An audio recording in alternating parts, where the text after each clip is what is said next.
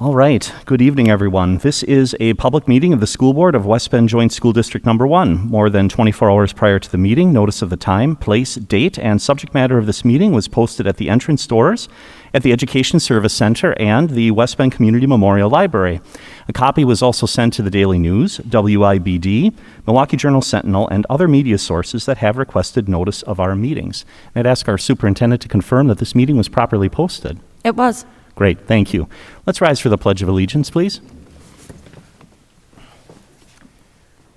I pledge allegiance to the flag of the United States of America and to the republic for which it stands, one nation, under God, indivisible, with liberty and justice for all. All right, thank you, everyone. So we recognize a quorum. All of our board members are present. Two of our board members, Nancy Justman and Paul Fisher, are attending virtually. And so what that means is when we take a vote, I will take it with a roll call vote.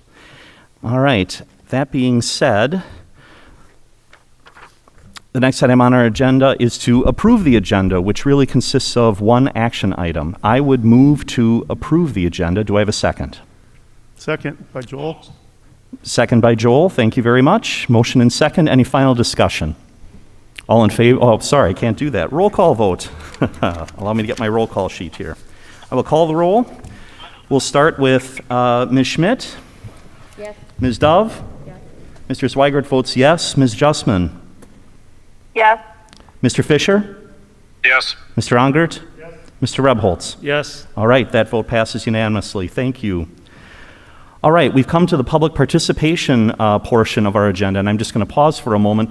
I've received, I think it's 14 cards so far. Is there anyone else who has not brought up a public participation card at this time? Because I'll be reading the public participation rules, and this would be a great time to bring them up. So I invite any other public participants who haven't brought their card forward to bring it forward at this time while I read the announcement. All right.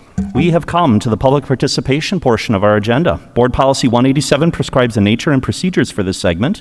I summarize the policy at this time, but copies of the policy are in the back of the room, and I urge you to familiarize yourself with the policy in its entirety. Residents of the district, parents of children in district schools, and employees of the district may participate. Participants desiring to address the board should obtain and complete a participant comment card near the entry and turn it over to the president prior to the meeting or when allowed by the president. Participants may comment concerning an agenda item or a non-agenda item. Each participant will be called to the podium and will be given 3 minutes to speak. The participant must state his or her name, address, and relation to the district. This information will appear in the minutes of the meeting. The board will not engage in debate concerning the remarks or take immediate action. The board may refer the matter to the superintendent, a committee, or take the remarks into consideration in future action. Board Policy 872 provides a formal process for citizen complaints, and Board Policy 520 provides a formal process for employee complaints. The board recommends use of these procedures as they guarantee a fair and timely response. So before I move forward with announcing the participants who will come up and address us, because of the number that we have, we normally allow 3 minutes per participant. And I'm just, since I got one here, I will count them up one more time. 2, 3, 4, 5, 6, 7, 8, 9, 10, 11, 12, 13, 14. We have 14 of them. So if each person takes 3 minutes, we would exceed the normal 30 minutes that's allotted per board policy. We as a board, however, do have the ability by majority vote to extend that time frame. I'd ask if there are thoughts around extending the time frame or sticking to the 30 minutes. Motion to extend. We have a motion to extend by Mr. Ongert. Second by Ms. Dove. Any final discussion? All right. If not, I will call the roll. Mr. Rebholz? Yes. Ms. Justman? Yes. Mr. Fisher? Yes. Ms. Schmidt? Yes. Mr. Zweigert votes yes. Ms. Dove? Yes. Mr. Ongert? Yes. That vote is unanimous as well. Thank you. All right. Because we got these from different sources, I have scrambled these. So the first one is Stacy Beltman. If you'd please come up to address the board. And Tim, is that microphone active right there? Or should we go to the podium? Mark's got it active. All right, let's give it a try. Would you prefer? Oh, your microphone's not working. Can we just double check that that microphone will work, or? Oh, it's working now. Should I remove my mask? What do you prefer? If you maybe come a little bit closer to the microphone, that would be great. And so what I will do is, for everyone, I'll keep time. So you'll have 3 minutes. And for everyone, when you reach 2 minutes and 30 seconds, I'll just reach forward into the microphone here and say 30, just to give you an idea that you've got 30 seconds left. So I apologize in advance if that interrupts folks, but just to give you a little time clue so you can finish your thought. All right. Thank you. Thank you. Go ahead, please. Hello, my name. Ooh, that was louder. Hello, my name is Stacy Beltman. I live at 1610 Tumbleweed Circle, West Bend. I have taught in the West Bend School District for 13 years, all at Fair Park Elementary. I am speaking today as a member of the WBEA leadership team. I had my gallbladder removed on Labor Day. It was not a scheduled surgery and caught me by surprise. When the doctor told me to head over to Freighter, I started making phone calls. I did not immediately call my parents, nor my brother or a supportive friend. I called my principal, and second and third phone call were to my grade level team members because I wanted to make sure a sub was secured. My first grade team covered my sub plans for the week, for which I am eternally grateful. The second week of school was about to begin and I was going to miss it. What terrible timing. When the surgeon checked in with me on my discharge day, he told me it's a 2-week recovery, and I said I need to go back Monday. I was concerned about sub-availability for my 5-day absence, and I was concerned that I'd only known my class for 4 days before my absence. I was concerned that I'd barely established a school family, and I was concerned if we suddenly went virtual, I would have missed my chance to get to know them. So I returned on Monday for 2 half days before resuming my usual schedule. I hustled back to my students and coworkers. This is the kind of commitment and dedication my colleagues and I have for our students year after year. But my colleagues and I need help if we are going to continue at this level. We need time to plan additional lessons to teach both kids at home and in the classroom, and we've taken all the time we can from our families, and it's not enough. We need additional work days to carry through to our commitments to our students. Having work days built into the calendar gives us time to prepare. Whether in person or virtual, we have time to be ready for whatever instruction will look like. They are an assurance that there is time to catch up and there is a light at the end of the tunnel. It means that not every responsibility needs to happen and be completed between 8 and 11 at night or multiple Saturdays in a month. When the workdays were originally proposed but not approved, I emailed Ms. Wimmer stating, I was hopeful for the chance to get air. I am crushed. You have the opportunity to help teachers breathe again so they can continue to fulfill their commitment to their students and colleagues. Help us help them by approving the additional workdays for teachers. Thank you. Thank you very much.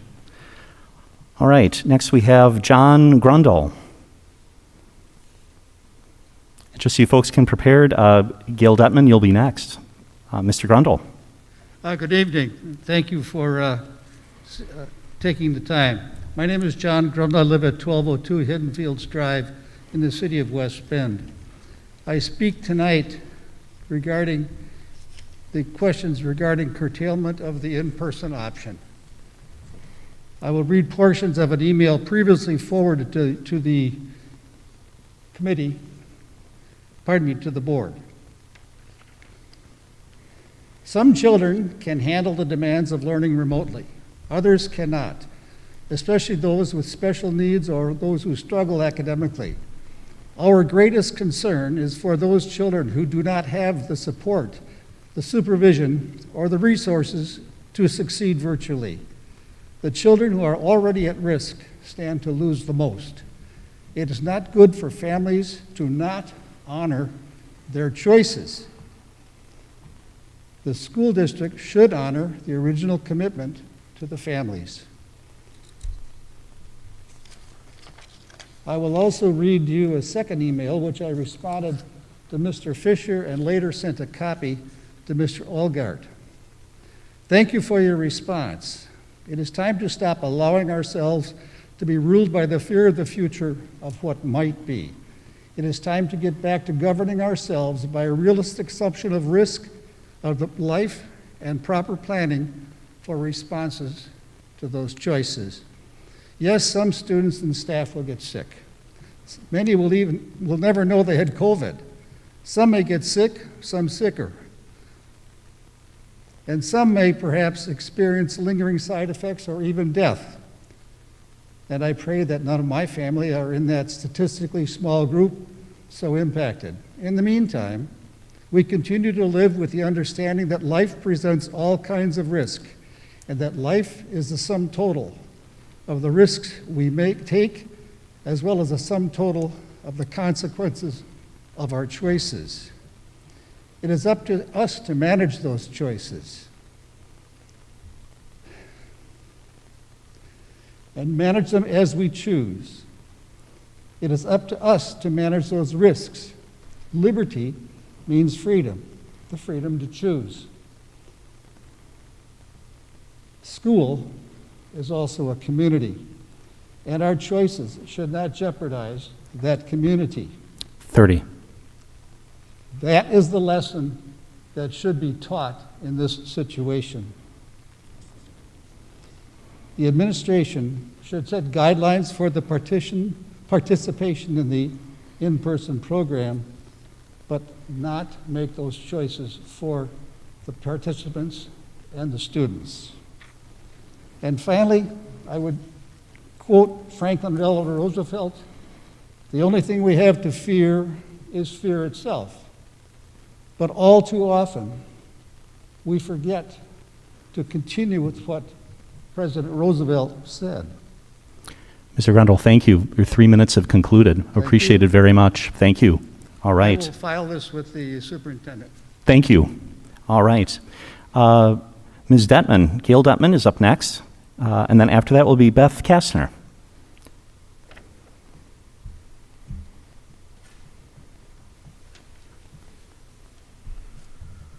Hey, Chris. Oh. Yes, Paul. If it's easier to understand if they go to the mic Mr. Grundle was at. Okay. Very good. Possible. Yes, for our attendees here remotely, if you could take that microphone, they said it's easier to hear, so I appreciate that. All right, please go ahead. All right, hi. Thank you for listening to me this evening. My name is Gail Detman, and I live at 805 Crestview Drive here in West Bend. I teach 8th grade at Badger Middle School and have for the last 6 years.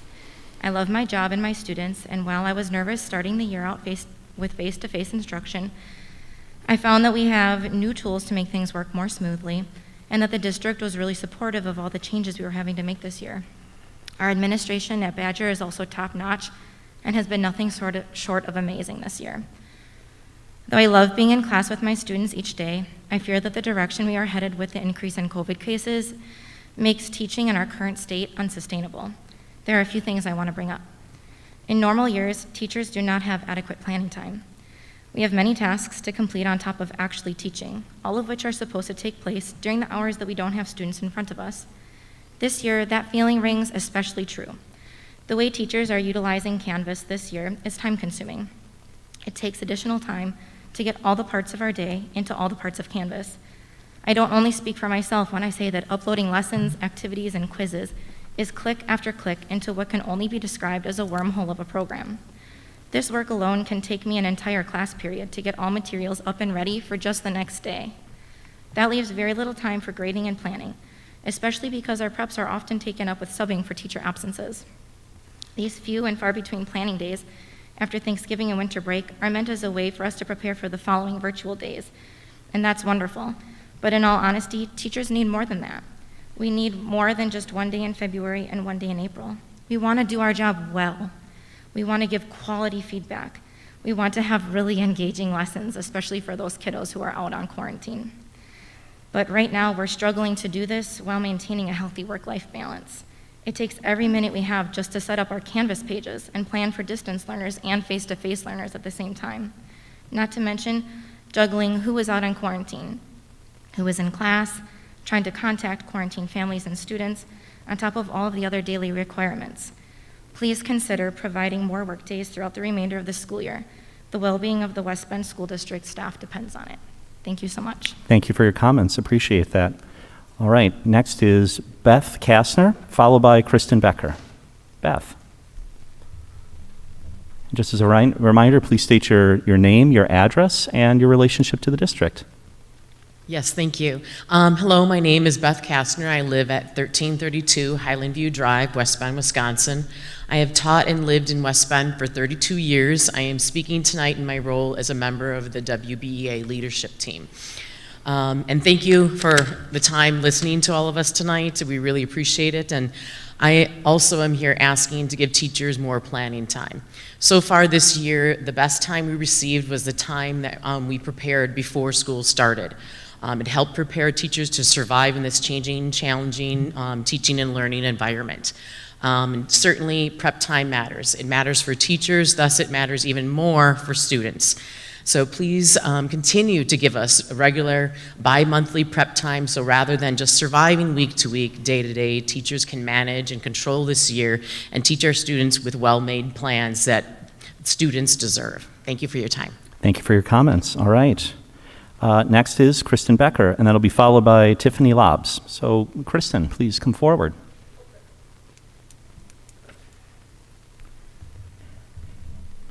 I'll need your name, your address, and your relationship to the district, please. Okay. Good evening. My name is Kristen Becker, and I live at 7456 Werner Road in Barton.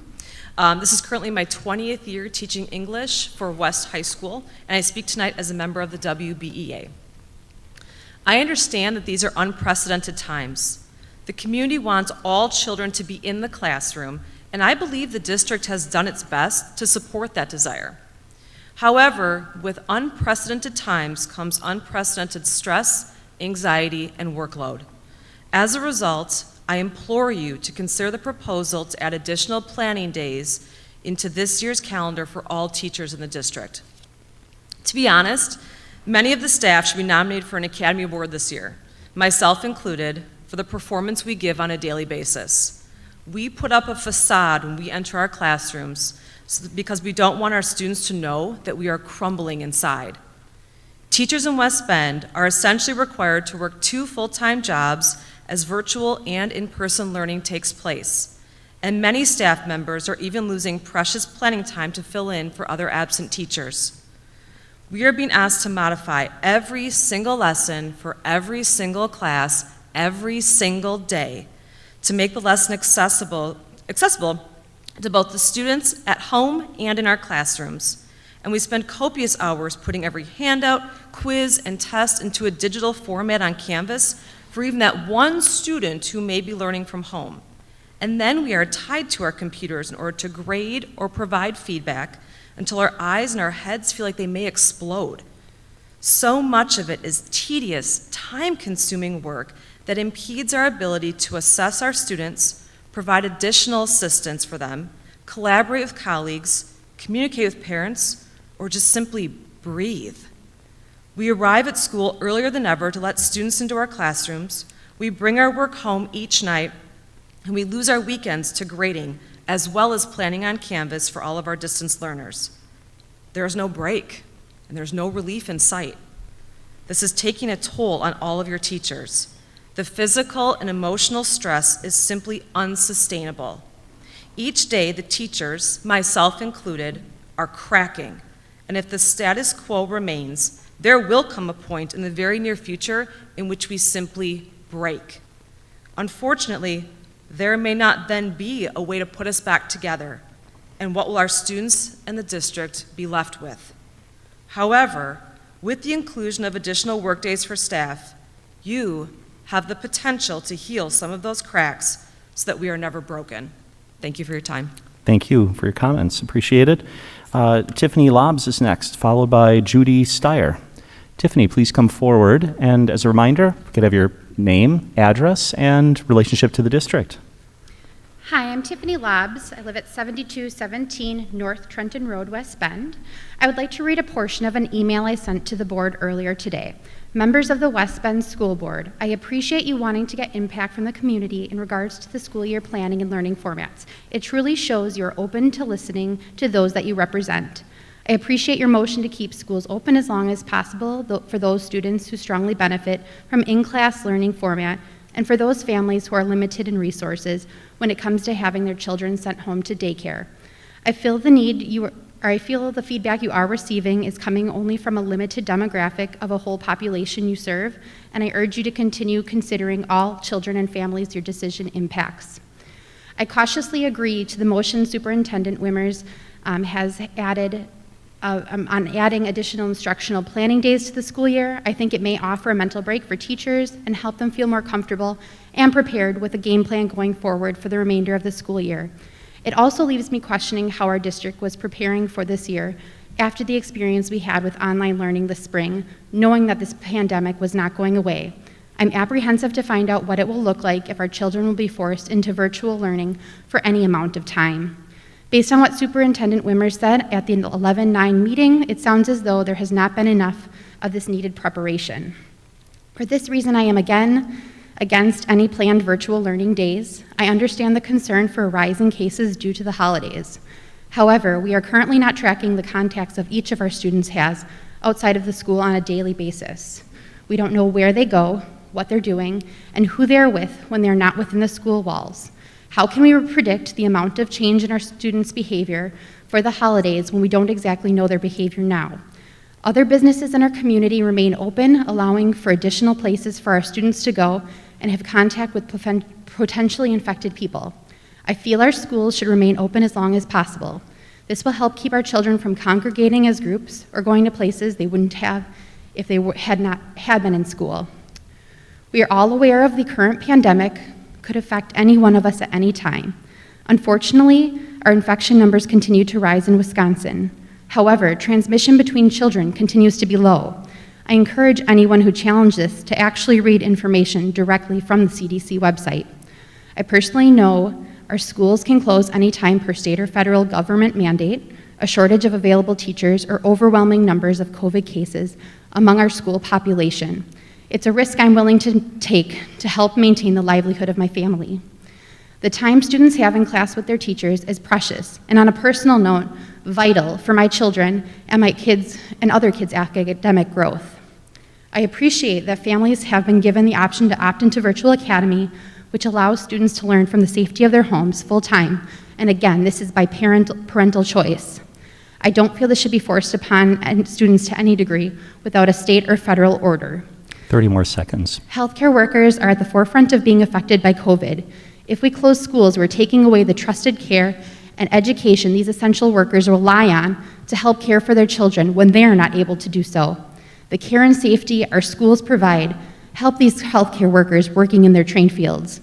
Not only healthcare workers, there are many other families that this would affect. Single parents, those who are unable to get time off during a pandemic, and families with members that are immune compromised. If you conclude your thoughts, thank you. Many places have had to use creative thinking to stay open and running. I would challenge our teachers and schools to do the same. I completely can relate that this pandemic is physically and emotionally taxing on our teachers. As I am an instructor myself, we have all had to make changes to adapt and cope with the current situation. It's exhausting, but I encourage you to keep in-person instruction an option to those who need it. Thank you. Thank you. All right. Next, we have Judy Steyer. I'm sorry if I've not pronounced her name correctly. It'll be followed by Tanya Lohr. So, Judy, if you could come forward, please. Your name, your address, and relationship to the district. Hi, my name is Judy Steer, and I live at 1465 Pammy Court in West Bend. I am speaking tonight as a member of the West Bend Education Association. It has been one of my greatest joys to teach in my hometown for the past 27 years at both Badger and Silverbrook. Let me start by saying that I firmly believe that in-person instruction is the best way to serve our students, and this is why I urge you to either accept the proposal or create a new schedule that will help us mitigate the virus. In this current state, the proposal will begin to allow us to do two things. One, briefly disrupt the spread of the virus, and two, allow teachers time to plan for virtual instruction. If you don't already know, many students' lives at home have not changed since this pandemic began. My students regularly report sleepovers, baseball tournaments, vacations, traveling by air, weddings, and even trips to the Dallas water parks. Meanwhile, I lived most of my life in isolation from my extended family and friends, knowing the implications of quarantine for my colleagues and students. Why do I do it? I stay home to keep my students safe and our schools open. I wish all of our families felt the same as I do. As a staff, we have been pushed to our limits, and it's not just due to preparing for virtual and in-person instruction. Our classroom has a revolving door with students moving from in-person to distant learning. The constant disruption has taken its toll on students' well-being, student progress, and performance. Routines and predictability cause students to thrive and feel safe. However, this current schedule does not allow for anything but unpredictability. Staff and administration are doing their very best with the parameters set forth. Our days are chaotic and offer no sign of reprieve. However, we wear a smile under our mask and do our best to create a sense of calm to protect our students from the effects of this pandemic. We have a responsibility to our students, staff, and community to provide an education to our youth. Our students and staff are counting on your leadership to keep them safe. The measures being proposed are an excellent first step to proactively address the education of our students and the safety for all. Thank you for your time. Thank you for your comments. All right. Next, we have Tanya Lohr, followed by Nikki Williams. Tanya, if you please come forward. Great, and as a reminder, we just need your name, your address, and relationship to the district.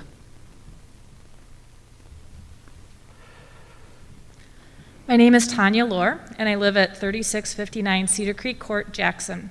I've been a teacher at the West Bend High School for over 20 years, and I am speaking tonight in my role as a member of the WBA leadership team. At first, I was going to use my time to explain exactly how stressful and overwhelming our job is right now.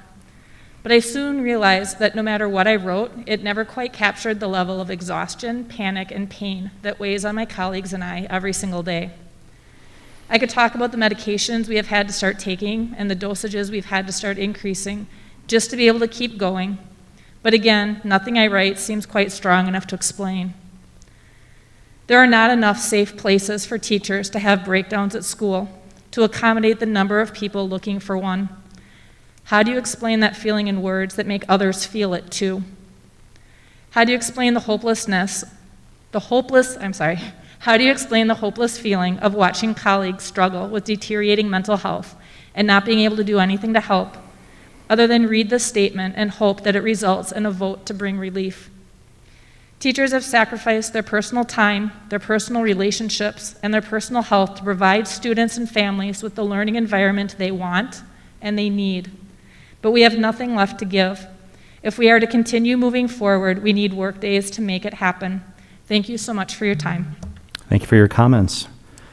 All right. Nikki Williams is next, followed by Frank, and I know I'm going to get this wrong, Emmanuel.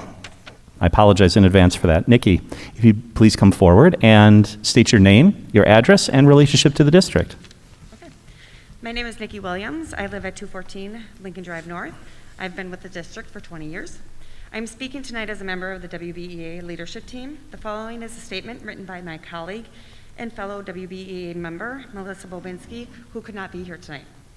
As I look around this district, I'm filled with joy as I see how much teamwork is happening, counselors teaching music, teachers using their preps and lunches to cover an absent teammate, and our very own superintendent subbing when we are short-staffed. It is incredible to see.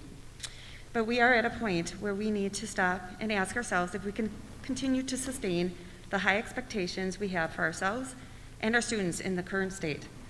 The following are some experiences I hope shed light on why we need additional work days in order to continue delivering high-quality education to our students. Last Tuesday, our PBIS teams were going to roll out our new behavior documentation and reflection forms, but the night before, the board voted against creating needed work days for K teachers, which left staff feeling unheard, underappreciated, and hopeless. Our teams knew we couldn't add anything more to teachers' plates, so we quickly revamped. That morning's meeting was heartbreaking as staff members' faces showed exhaustion, frustration, and sadness and were covered in tears. We quickly shared basic information and spent the rest of the time on emotional support. We live by the mantra of doing what's best for kids, but this year this has come to at the expense of the social and emotional health of our staff. Something has to give before this community loses some of the best teachers. There are teachers who make this district special. A few weeks ago, our principal called to say a teacher needed to leave for quarantine, so my aide needed to take my students so I could take the other class. I had about 2 minutes to run through my lessons with my aide before turning my class over to her. I then had a couple minutes to transition to take over the other class. Watching a team member pack up their materials while trying to keep their cool in front of their class is painful. In 10 minutes, they must try to plan ahead for 2 weeks and grabbing anything they think they'll need to teach both the students at home and in the classroom, and all while quarantined in their own house. And you watch wondering if your colleague is now sick and how many more will follow. Every day we must prepare for both in-person and virtual teaching. Each lesson must be taught in 2 different ways at the same time, because you can't teach students who are at home behind a screen the same way you do in person, and you still need to give differentiated instruction and manage the behaviors of both classroom learners and those learning at home. Planning for this takes extra time and effort. Teachers are coming in early and staying late to prepare bags of materials for parents to pick up so their students can be successful learning at home. These preparations take time away from our own families, who are struggling with the challenges of this year as well. Taking students out of the classroom to allow for instructional planning days is difficult to do, but we need to realize that this is not turning our backs on students and families, but rather the opposite. It will allow teachers a chance to recalibrate so we can meet the needs of students no matter where they learn. As teachers, we always strive to do what's best for kids, but I ask for your support in doing what is best for our staff so that we can do what's best for our students. Thank you. Thank you for your comments. All right.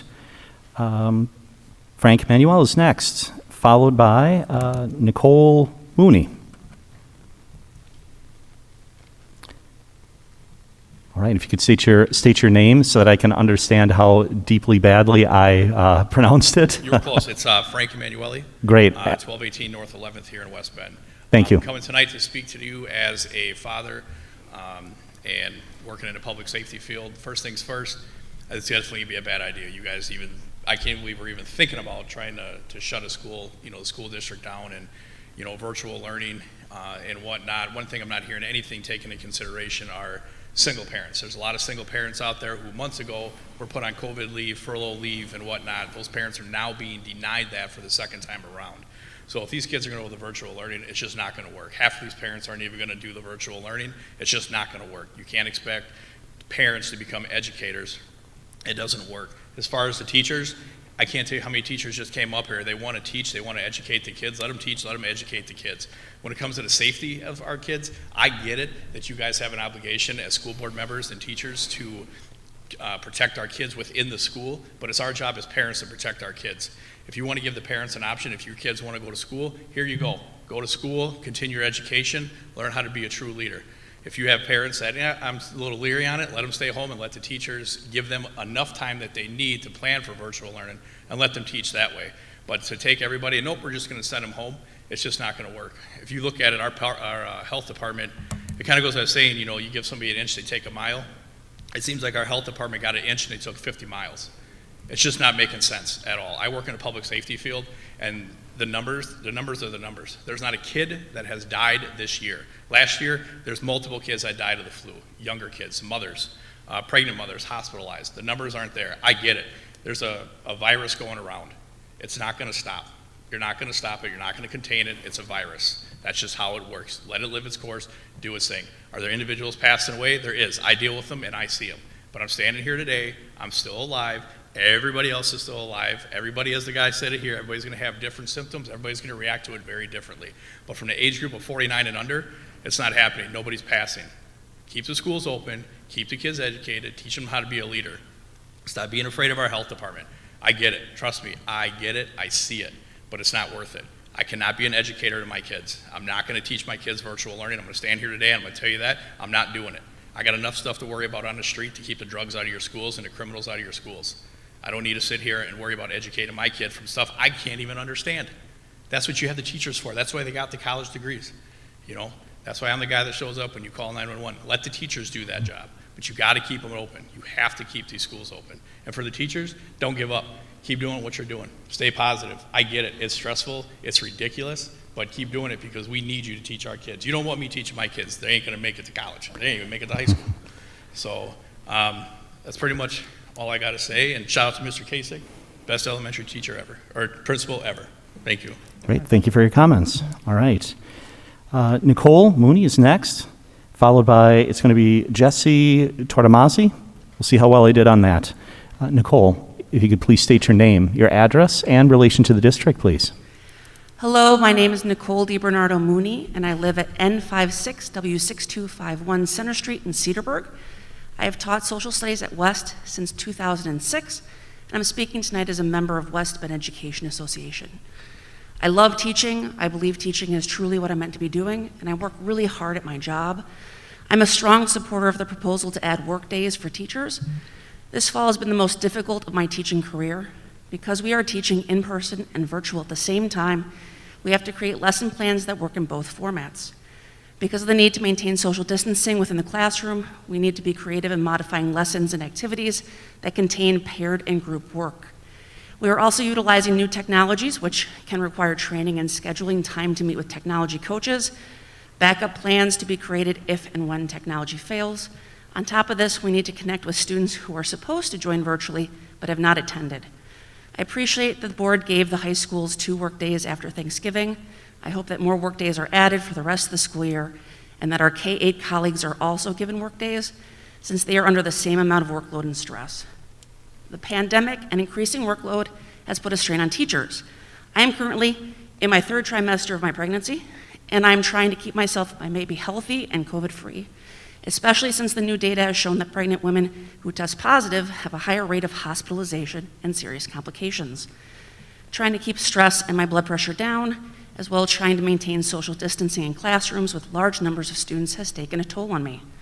My colleagues have health conditions as well that worsen with increased blood pressure and stress. Our current workload puts us at a risk for long-term and even permanent damage to our health. Our families constantly worry about our health, especially with the increasing levels of COVID in the state and potential spikes after the upcoming holidays.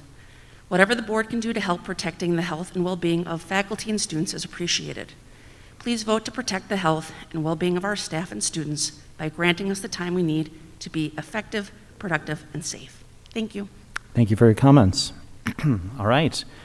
Jesse Tortomasi is up, followed by Jody Klemstein, leadoff. Jesse, if you could state your name, your address, and relationship to the district. Hi, my name is Jessie Tortomasi, and I live at 255 East Washington Street. I'm a teacher at Badger Middle School, and I'm speaking tonight in my role as a member of the WBEA leadership team. I think it is critical for the board, and especially the community, to understand what is going on in our classrooms and how this school year is affecting us all. Every educator in the district started off this school year knowing that this was going to be a year of challenges. Little did we know how much of a challenge it would be and what it would cost us personally.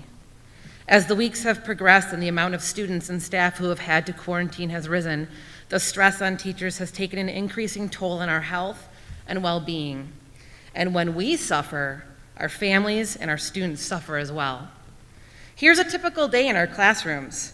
At the start of each day, we have to check in with the virtual learners, get all their technology up and running. Then we need to get both the virtual and the classroom learners started all at the same time.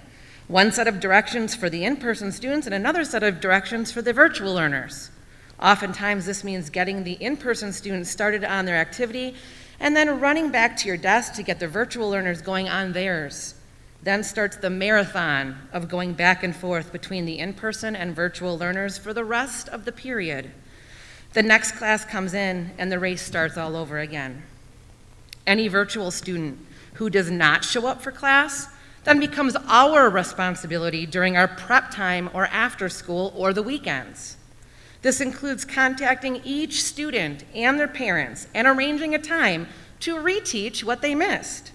Last week, that was over half of my virtual students. Many days we do not have a prep period at all, as the shortage of subs means we are filling in for our absent colleagues. The more absences there are, the less likely we will get a prep. Our increased workload and decreased prep time means we have to do all of our planning and correcting at home. Many of my colleagues, including myself, are up until 11 o'clock at night or later each night trying to make a dent in the stack of work we didn't have time to complete at school. We've even spent our weekends dropping off work and books to students who are quarantined so that they can be more successful in our classes the next week. This takes away from the time and attention of our own children what they need from us in order to cope with living through this difficult time. They are experiencing losses too, and one of those many losses is quality time with their parents. We aren't asking for days off. We're asking for days to work. Work on developing lessons for both our in-student and virtual students, and to develop the technology skills we need to deliver those lessons. We're given everything we have so far, and it's still not enough to keep our heads above water. We need this time in order to keep us from drowning. Please vote for the extra work days for the teachers in this district and for their families. Thank you for your comments. All right. Next, we have Jody Clemstein leadoff, and I hope I have that right, followed by then ultimately by Jason Pennerman. And so, Jody, if you could state your name, address, in relation to the district. Absolutely. Good evening, everyone. My name is Jody Clemstein Lightoff, and I live at 244 Ponderosa Drive in Hartford. I'm speaking tonight in my role as a 28-year Silverbrook teacher, a 48-year West Bender, and a mom, and of course a member of the WBA leadership team. The best news this past summer was learning that the WB schools were starting in person for me personally. I was so excited and still am excited that we have in-person school. What we didn't understand back in August was that as teachers we walked into the unknown. By the unknown I mean the amount of time needed to deliver dual teaching during COVID times. The new school year also brought about a brand new daily SEL program at Silverbrook, covering daily recess duty for the first time, making the switch from the Google platform to Canvas, all under reduced planning time. On top of this, my teammates and I have been live streaming every day since September 11th. Because we are now delivering lessons through two platforms does not mean either one is reduced in quality. We, and the people behind me, do not work that way. We double our load to do what is best for kids. While we deliver the same lesson to those at home and in the classroom, we could not have predicted the time needed to prepare for both. It's overwhelming at times. I ask you to consider the requests for 1 or 2 or a couple days for teachers. As far as the district going virtual, I understand it is no easy task. As a stepmom to a Hartford 7th grader, virtual school requires work from parents. Our 7th grader is home on his own during the day for the month of November. We have a prepared schedule he must fill out every day. When we get home, we check in and go over his daily schedule with him. In the evening, he must pack snacks for the next day because he only has 3 minutes in between classes, and he must plan for his 30-minute lunch the night before. West Bend teachers can help families create tools if this were to be the case, but we need a little bit more time, please. Please know I don't take changing the calendar lightly, but during these odd and unpredictable times, I ask that you reconsider. Thank you kindly for your time this evening. Thank you for your comments. All right. And the last comment card I have is from Jason Penterman. So, Jason, if you could state your name, your address, and relation to the district, please.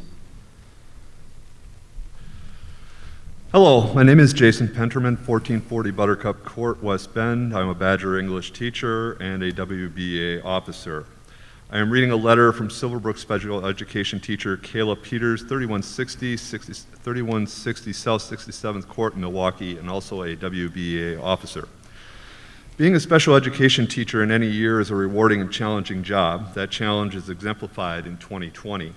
The very nature of special education leads to 6 feet distancing challenges. As a result, many special education teachers and aides have been quarantined this school year or endured multiple quarantines due to the close contact tracing or infection. While I'm thankful for that I have not been placed into quarantine, I would argue that not being quarantined can be more problematic. We're short-staffed, we have a sub shortage. We've had weeks at a time when we are short 7 special education aides, with none of those positions being filled with subs. Some of our students with special needs have IEPs that require aides. Subs or not, the students' needs remain. My partner, a special education teacher, has been out on multiple quarantines already this year. That means that although there's been a variety of subs teaching their classes, they don't have special education expertise to deal with the multitude of things that pop up during a day in the life of a special education teacher. The subs do not have personal knowledge of the students and the strong teacher-to-student connection. The students do not have the day-to-day adult consistency.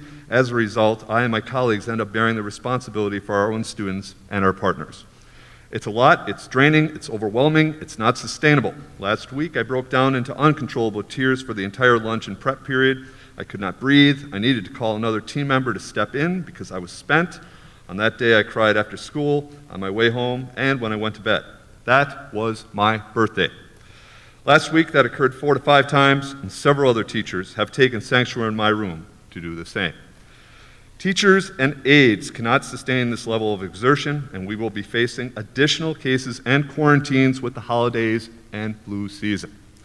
For the sake of the mental health of all students, I urge you to vote yes to the proposed changes to the school calendar. Thank you. Thank you for your comments. That's the last public participation comment card that I had. Did I miss any cards? Is there anyone else at this time who'd like to bring a card forward?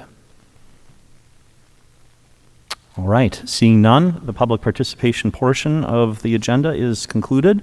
We'll move to the next item, and Superintendent Wimmer is going to walk us through this. Consideration of approval of calendar modifications to include instructional planning days and potential for any pre-planned virtual days of instruction. Superintendent Wimmer. Good evening. I've got some graphics to go through to help kind of center the conversation today. It is an extension of our conversation that we had just last week where we were talking about many of these options as well, and we took action that night on grades 9 through 12. So I just thought I would start for our community. I know we have a lot of viewers, and for us as a board, as an administrative team, and as a staff, that both the school board and I as superintendent have essential leadership roles that are interconnected but different. But we do lead as a team, each in our respective roles with strong collaboration and mutual trust. And we have that here. The board understands that I'm working to analyze their system while collecting feedback from our staff, families, community, and I understand their need to ask questions and seek additional information to support decision making. They too, in their role as community leaders, work to engage the community to understand concerns from a variety of different perspectives and share their discussion and their action with the public. But all of us are working together to advocate for our students, and our collective efforts are to keep our students, staff, and families healthy and able to access the instructional options that we've created. I've shared concerns starting early in October for what I see on the horizon. So we proposed instructional redesign and had preliminary discussions with our board. Last Monday, we brought forward the model for discussion and action, and I'm really proud of the fact that we can have open dialogue, share perspectives, ask questions, and remain a solid team. So last week, we took partial action, and we're here tonight to continue that conversation. As I've noted in the past, COVID fatigue is real. You hear it from our families, our students who are being quarantined, and certainly our staff. Sometimes our emotions run high, but now is the time to stay diligent in our efforts. So the decisions we're making are difficult. All of us want to have our students with us every day. You hear that from kids who want to be in school, families, as well as our staff. I'm proud that we provided an option for those who needed virtual education, and we have that. But for many of us, overwhelmingly, they want to see their kids in school, whether they're a student, a staff member, or a parent. If there were a perfect model, we'd all be doing it, but there isn't one. And what I see every day is another school folding without notice, another district doing something without notice. I think one of the things that have helped us is our advanced planning for a variety of scenarios, our mitigation efforts, our continuous delivery of options for our students and staff, And I couldn't be more proud of what we've put together and everyone's efforts. Everyone's consistently went above and beyond, teaching from their homes. Our teachers, even when they're faced with quarantine or they might have a child themselves at home at quarantine, they're teaching from their living room while we patch in a supervisor into their classroom. They're making it work. They know that the best instructor, thanks Dad, is not maybe you at home, as you said, but the ones with the content area knowledge and the skills to do that. And they're doing that from wherever they need to do. Our students aren't simply just at home either. They're patching in virtually and doing the same, giving it their all. So there's a lot of countless hours spent beyond the school day, beyond work days, to make everything work. Whether you're the teacher planning lessons for in-person and virtual, you're a mom or a dad at home doing a couple, extra hours of tutoring or trying to figure out this, fangled, online systems, those kinds of things. Everyone really needs to be applauded. I was struck by a couple of the quotes that Mr. Grundle said around kind of fear, and a quote that came across my desk this week was from Nelson Mandela around, "May our choices reflect our hopes and not our fears." And I think tonight it's just to reiterate that everyone's shared hope is that we can remain open and consistently provide all of those instructional options for our kids in a manner that serves our staff, our families, our kids, and our greater community. So I just really wanted to lead with getting that conversation centered before we dive into decision making. So we're revisiting the instructional days conversation. I'm going to lead with why, and I'm going to talk a little bit about community spread, which we've talked about. We've had our public health officer here, we've had our county executive here, and we talk about how we've got some community numbers, but we really focus on our daily snapshots and our numbers and what they mean to us. And I'll talk about how those numbers have evolved over the school year, and then how we can restore some of that, whether it's with the planning time, so people have things that they can plan on in their calendar, our teachers can do what they need to do, some potential distance learning options, and then further instructional options, because we know our students have missed a lot of instruction. So we talk about COVID in the community, and there used to be a category called critical, and now that's been renamed as very high, and we've consistently been on that kind of trajectory in our community. You can see this on the public health dashboard, but I just wanted to give that greater context to that.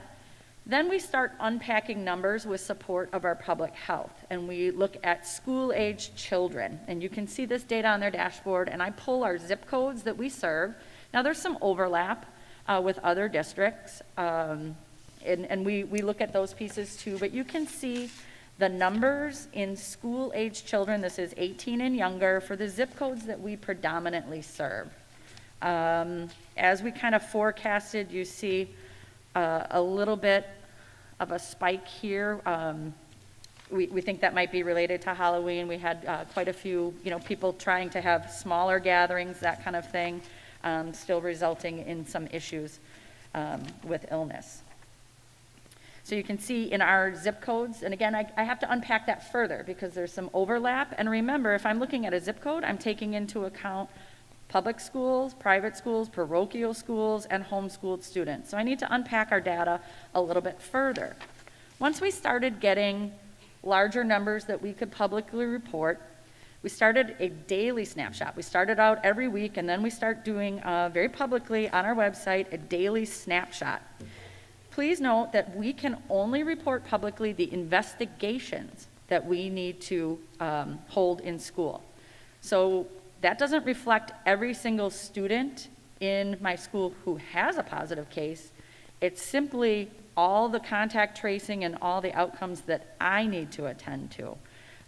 So you can see that dashboard at any time.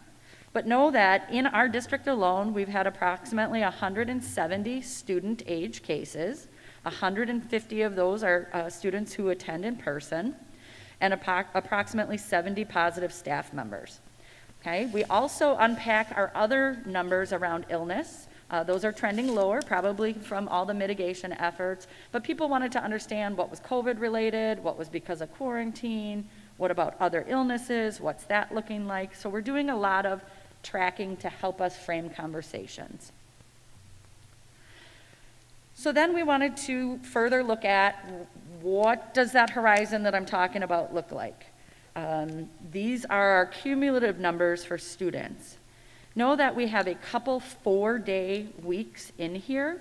So I've noted them, you can see them cut off there a little bit. What we did was we took an average for that week to get a daily average and suppose that as a 5th day, just so that you could look at whole 5-day weeks so that your numbers, otherwise I'd have a lower week, but it's because kids were only there 4 days. So you can see that.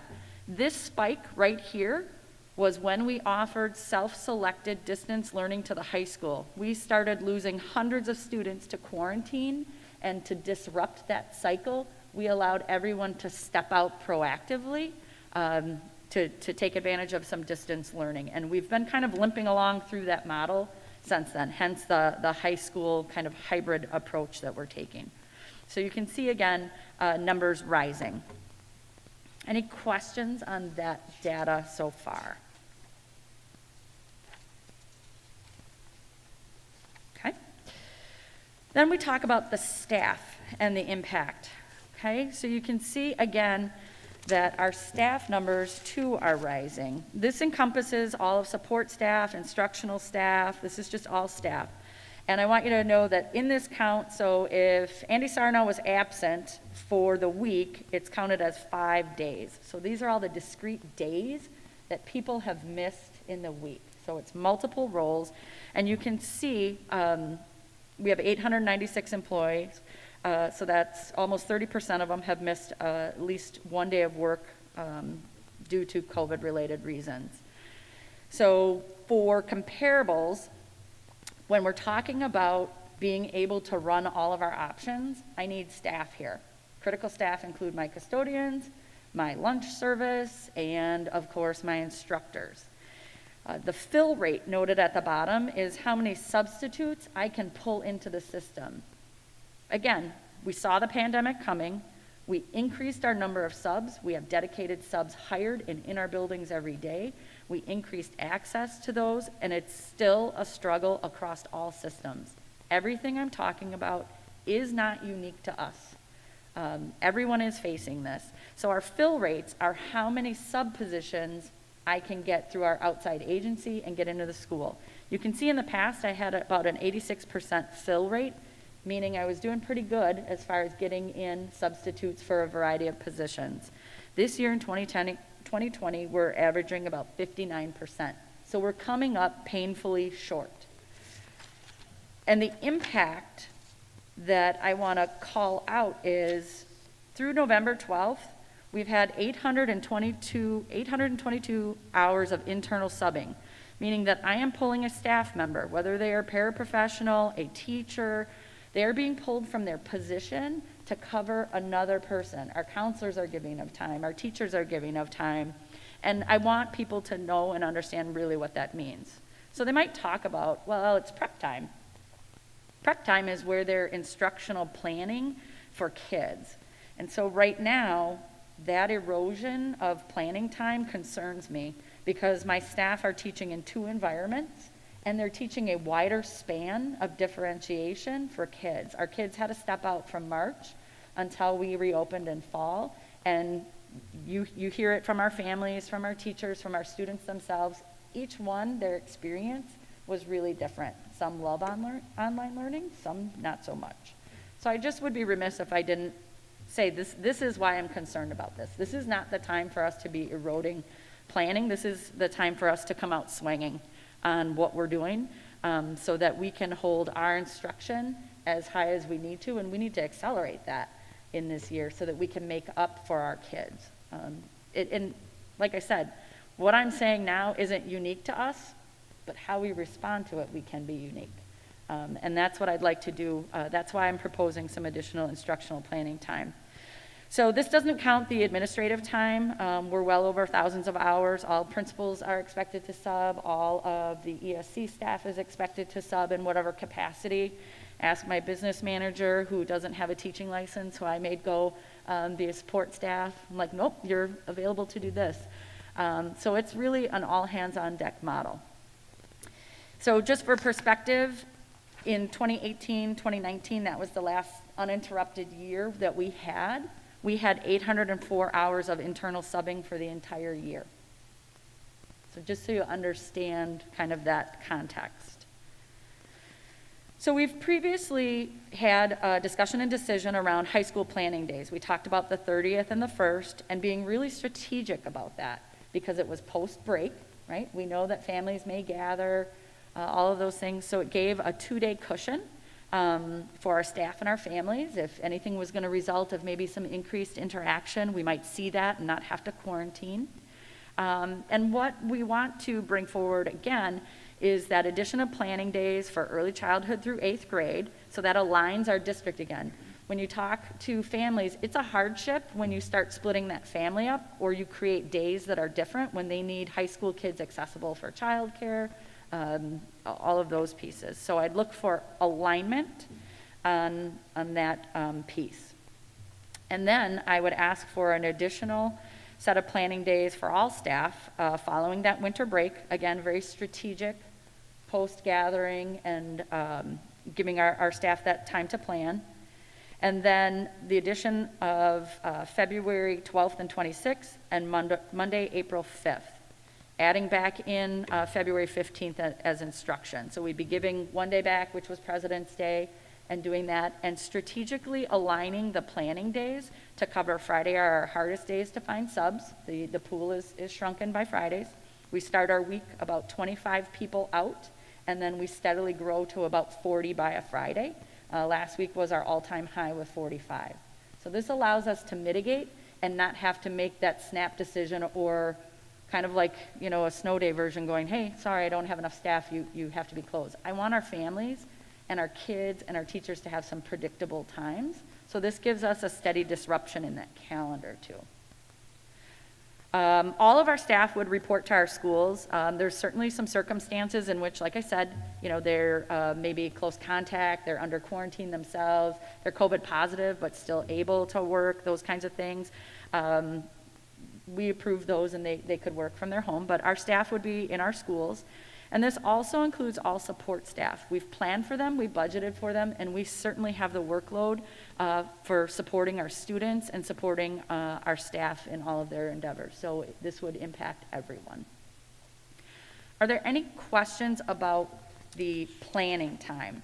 The whys behind that, the kind of strategy around where those are placed? None.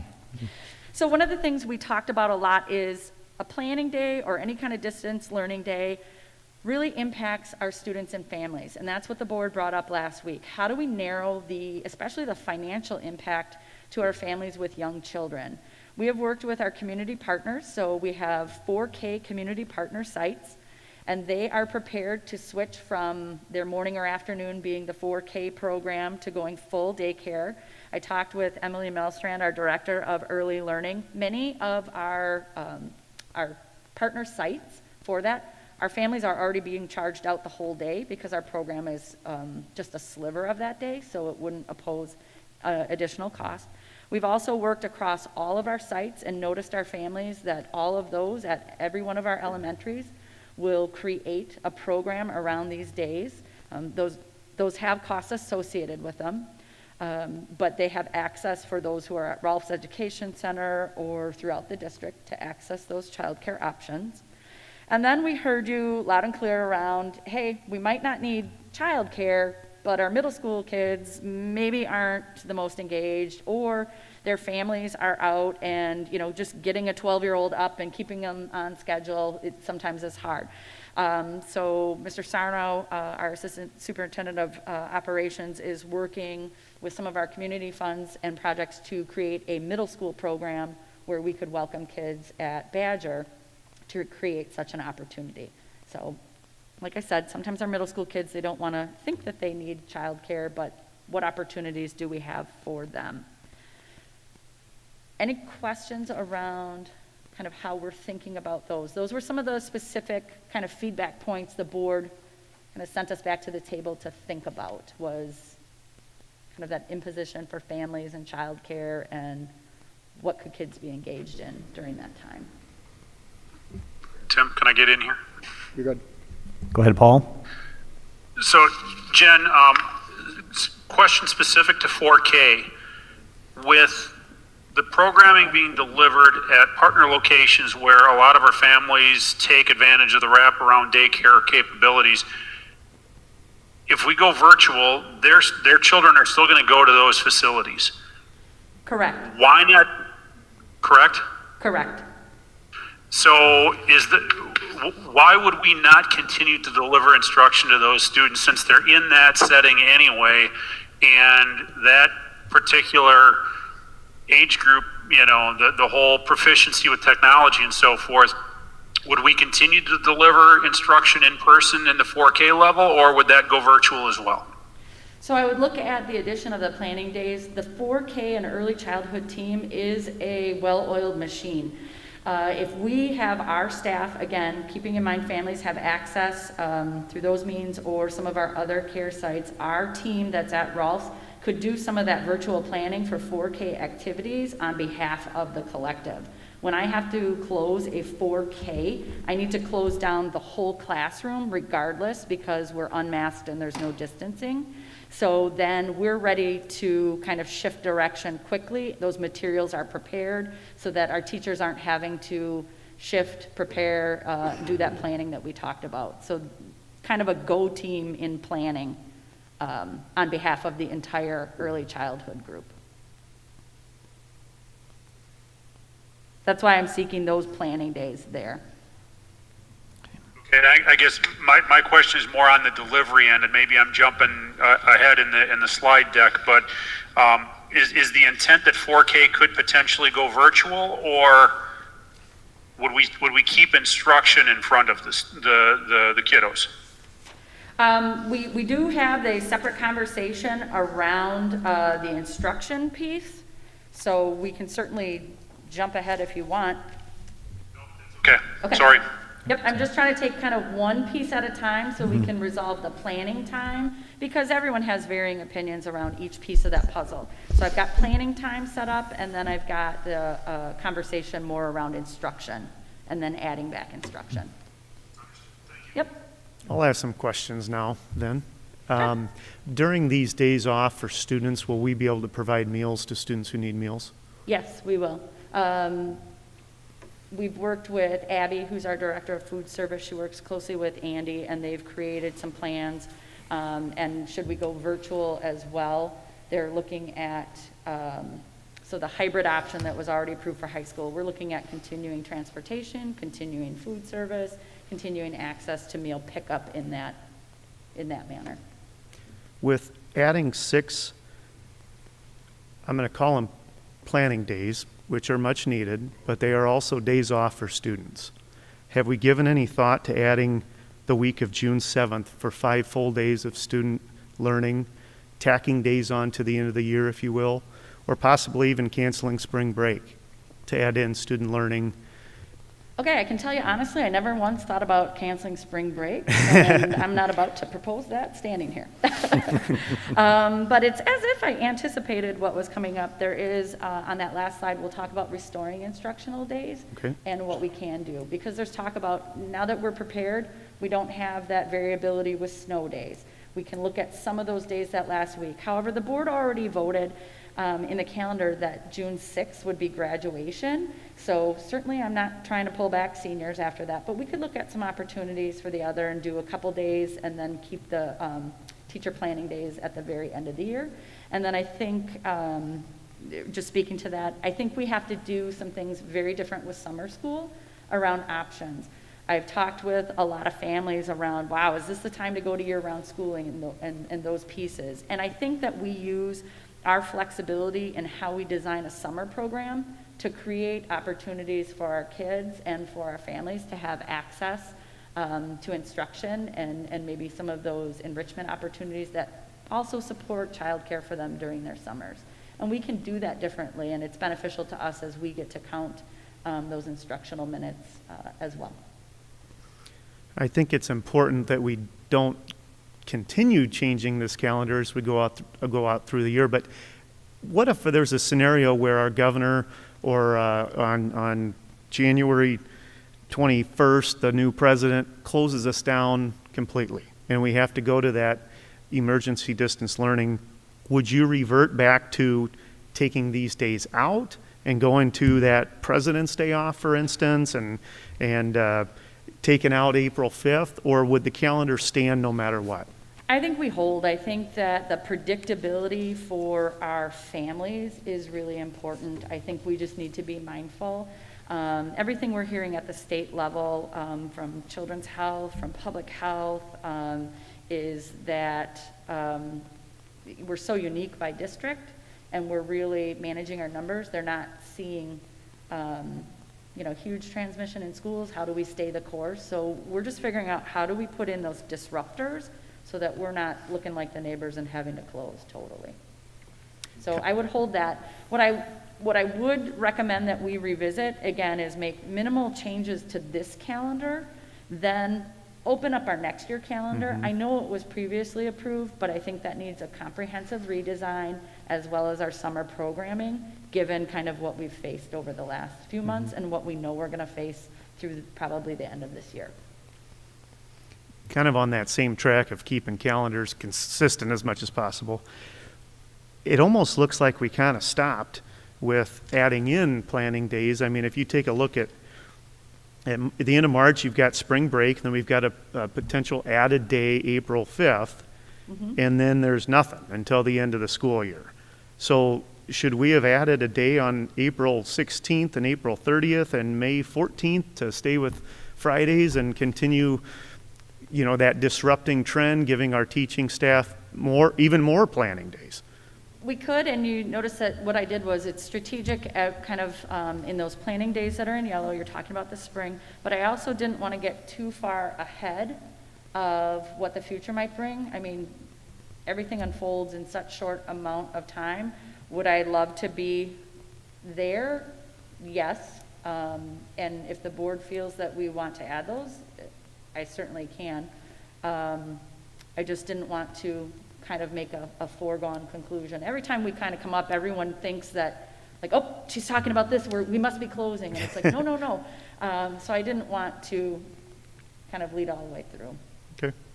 And again, I want to give us enough wiggle room to be responsive. So is it needed? If this is how we're going to be sustaining through the end of the year, yes, it is. Do I hope that there's some kind of disruption? Yes, I do. If you could go back to the slide you just had up there, I think on the bottom, and you touched on it, that our staff would be required, I don't think expected is the right word, but required to report to the building on these days for this teacher planning time. Would they be required to work a full normal day at school, or would the administration have authority to say, you know what, why don't you take off at noon today and go home? Oh, no, they're working. It would be nice to work, a regular work day. That would be a gift. Like I said, everyone's kind of working above and beyond. But I think sometimes when people think of planning time or prep time, they're not sure what's going on or what that means because it looks so different for our jobs. But they're engaged virtually. They don't congregate in staff lounges because they stay completely separate. And again, we don't want to intermix, so they're meeting virtually. But what they need is access to their classrooms, their materials, and all of those resources. And they also need a clear divider between home and work. That was hard, I think, on everyone last year. Think about it for yourselves. All of a sudden, it was like you never got to leave work behind. So our staff are actually kind of wanting that. And like I said, it's just really key to have access to resources and know that your team is kind of around and you can pull together a quick Google chat to collaborate and serve kids. So, but again, there's extenuating circumstances, but those are really clearly outlined with HR and the site administrators. So there would be accountability there. To our teachers who are here, I'm not naive and I don't think that you don't have plenty of stuff to do. I kind of threw that softball question up to the superintendent, but believe it or not, we have people in our community who think that by adding in 6 teacher planning days, that these are 6 days off. And I think that's what Ms. Jessie talked about. And I understand, and the board understands that they're not. I'll speak for myself here, and I can tell you that I realize that we need this time, and it will be time well spent.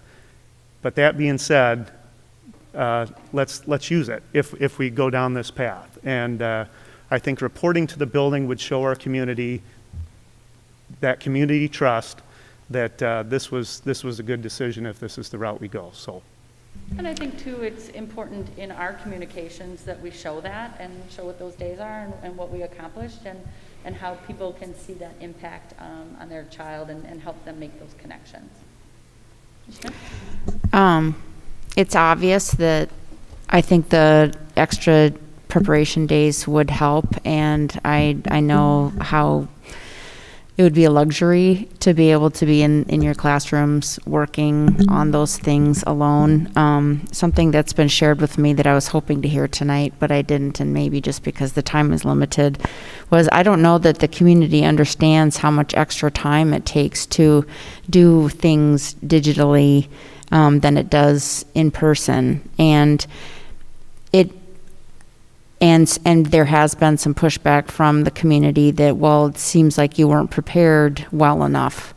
And that's why we're asking for the extra days. And I think the opposite is true. We couldn't have predicted how long dual learning would last. We were afraid that we might get shut down a month after school started.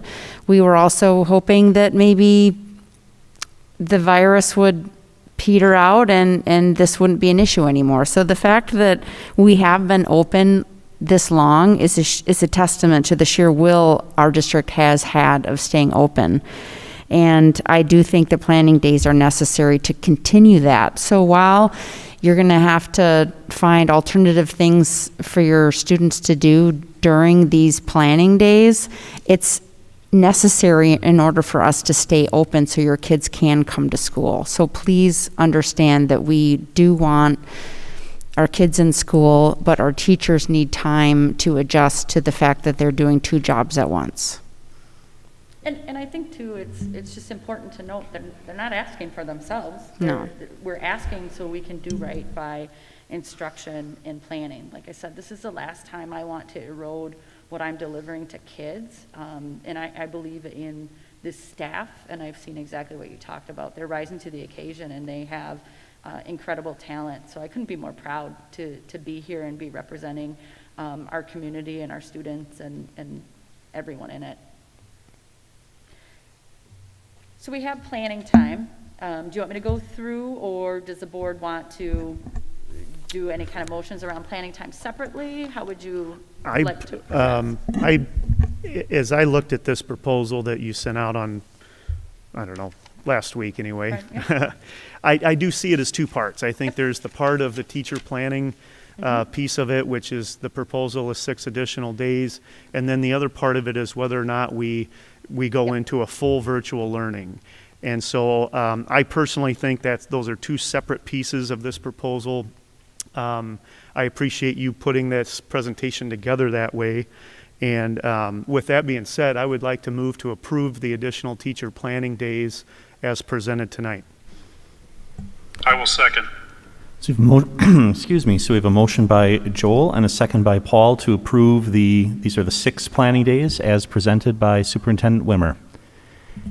Discussion. I'd like to bring up some discussion points.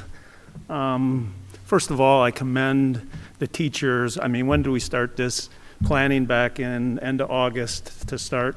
So I view you're about 3 months in, heavy, to the grindstone. You're up, crack of dawn. You're grading papers till the end of the day. So I commend you on that. I would say I'm a glass half full guy. If I'm counting the numbers in the state, what do we got? 322,000 cases in Wisconsin. That's known positive tests. That's not the asymptomatic people or the people that didn't get tests. If you do simple math, 5.8 million people in the state, 300,000 have it already, probably another 300,000 that probably had it or asymptomatic. We're at over 10% of the positive rate in Wisconsin. That's an alarming number. But I think vaccines are coming out. I think we're going to squeeze the trend. I would just like to look more short term than long term. I'm in favor of the planning days, November 30th and December 1st, but looking out all the way till February and April, we may be in a totally different ballgame by then.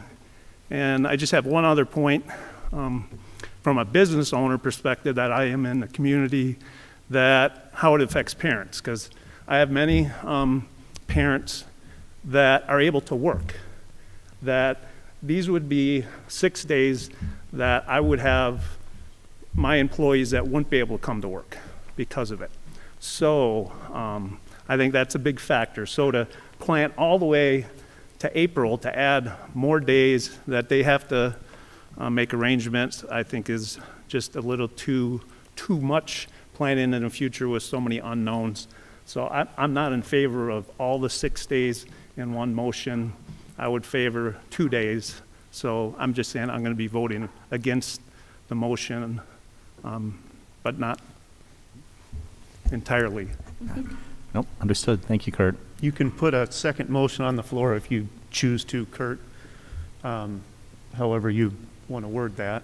I appreciate your input on it, and for anybody that's a single parent or even two parents with jobs, taking days off is hard, very, very hard. And I think as far as planning goes, if we plan it further out, thinking it's needed, which right now we all know, or at least I think we all know that it's needed, then at least we're planning it enough out. And to that point, then I kind of look at, should we even add another date? May 14th is another Friday, and then we'd be done adding planning days. I would hate to get to the first week of April and then have to revisit this calendar again to add in more planning days.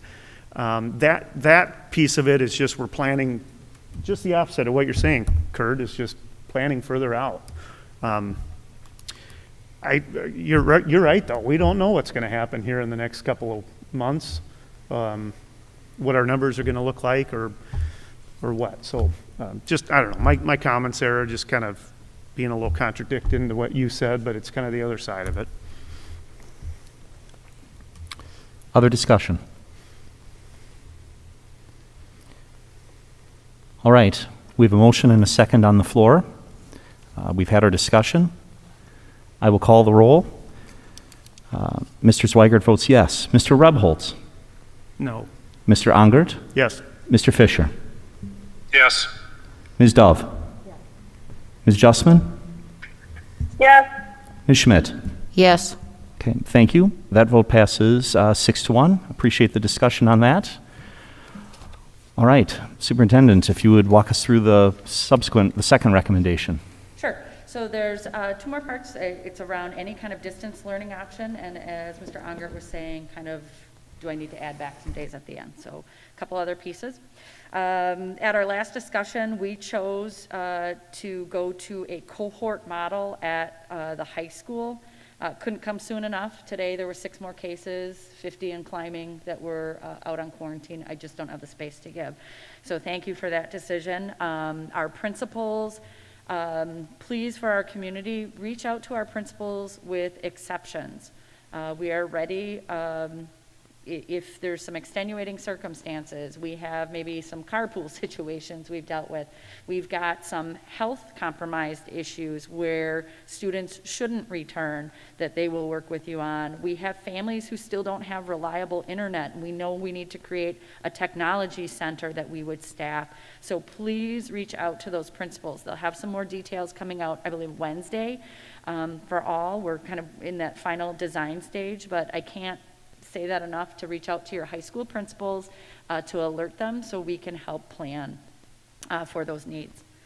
So the next piece was around distance learning. We had talked about distance learning in that Wednesday, December 2nd through the 4th, following Thanksgiving break, again, as a mitigation measure post-gathering, as well as distance learning Wednesday, January 6th through January 8th following a winter break. And we talk about what on earth could that look like for 4K?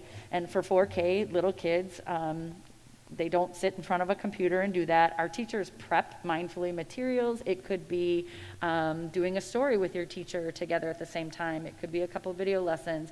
It's grab and go bags around literacy activities. You know how it is in all of early learning. They think they're showing up to play, but really we're sneaking in all that learning in there. So there's a lot of activity-based pieces. Those kids are not home alone, so they prep it in a manner that it's something that a high school age babysitter could work with someone on, as well as a parent or an adult.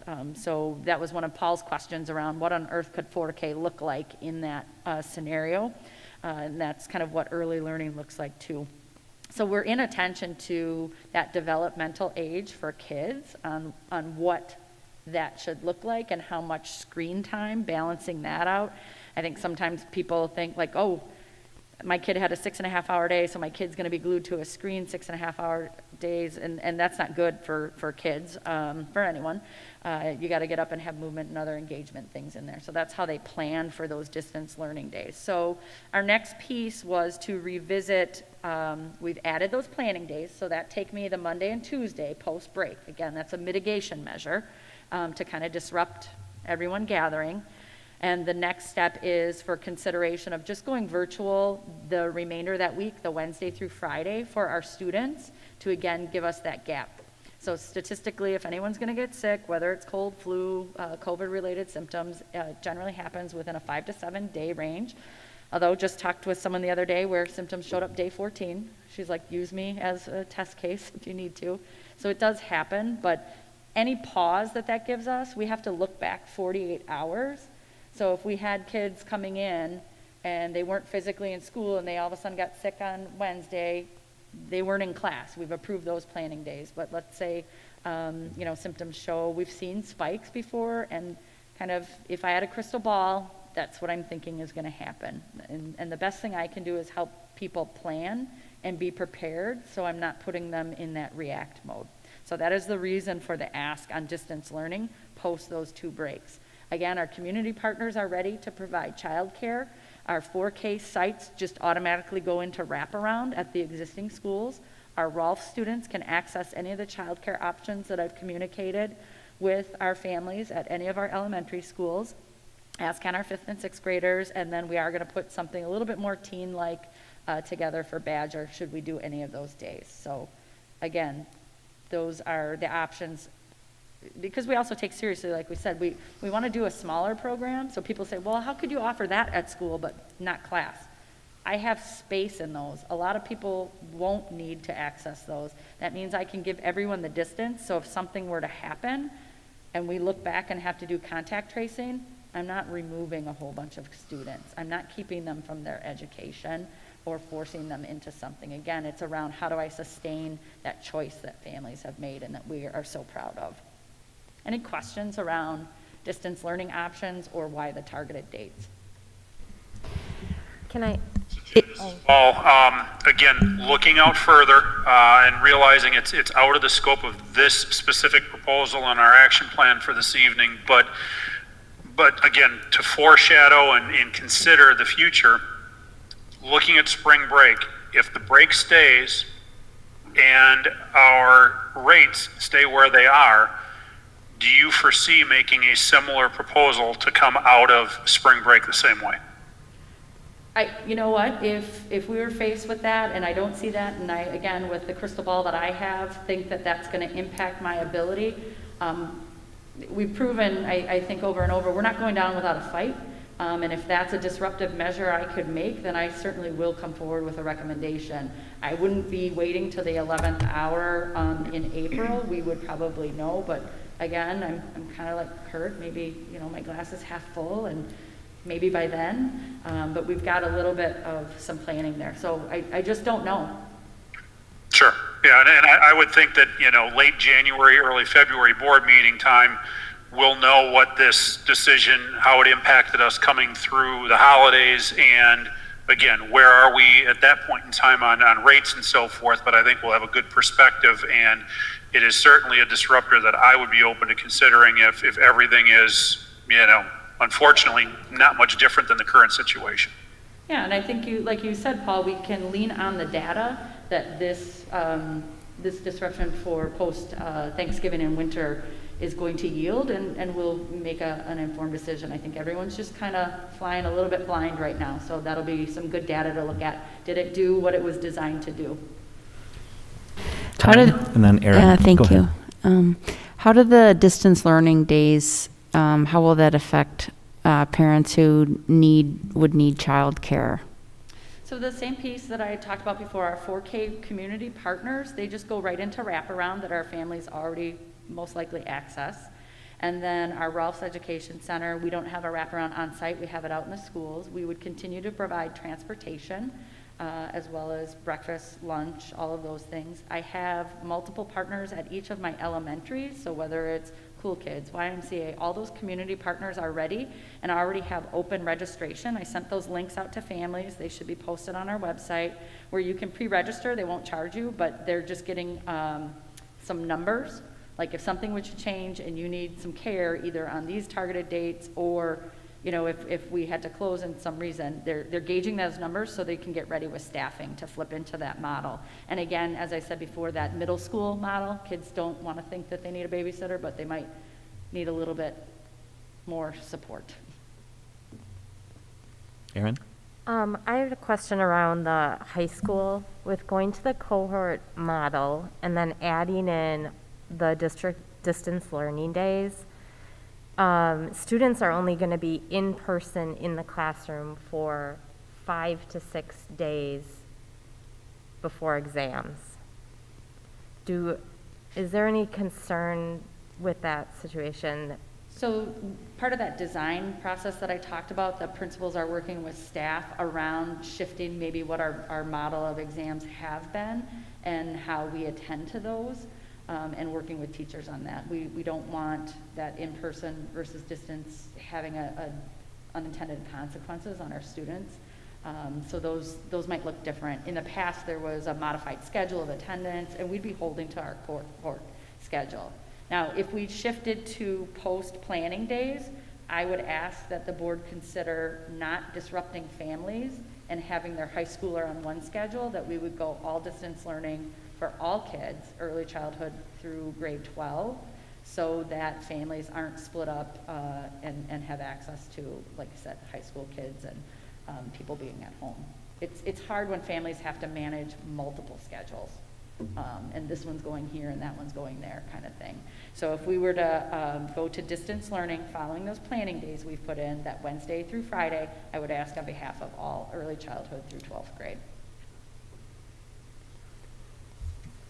I've had a few people ask me, in fact, one of them was my wife, if a second grader in-person learner goes out for quarantine, is it possible to someday have a second grade virtual district-wide teacher? So my daughter gets the quarantine boot, and sorry, you're going to leave Mrs. Dove for a while, but you're going to go into Mrs. Wimmer's virtual second grade class.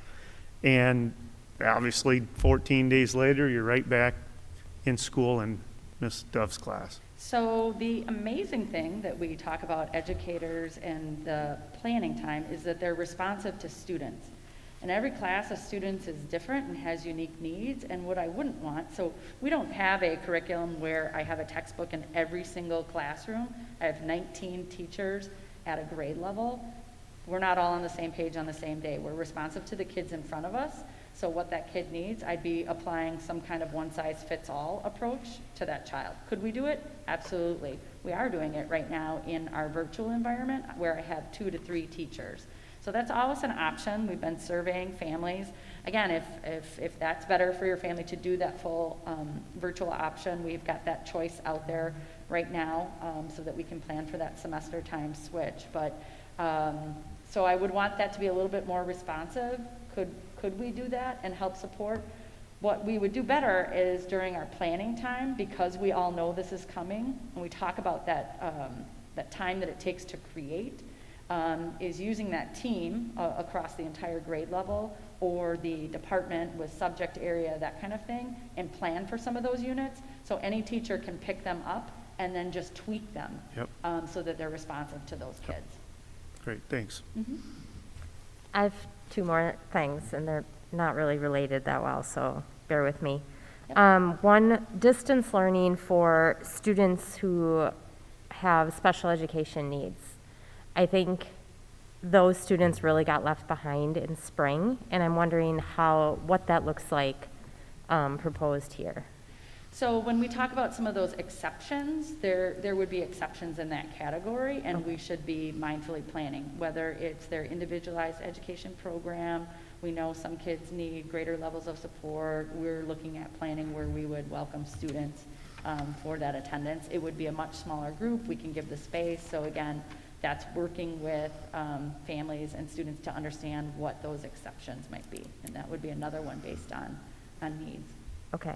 And then my other thing is, there was a teacher that came up, I don't remember who it was, but they were talking about their students that are doing distance learning right now, and when they're not showing up for class, and that they're having to follow up on that after hours.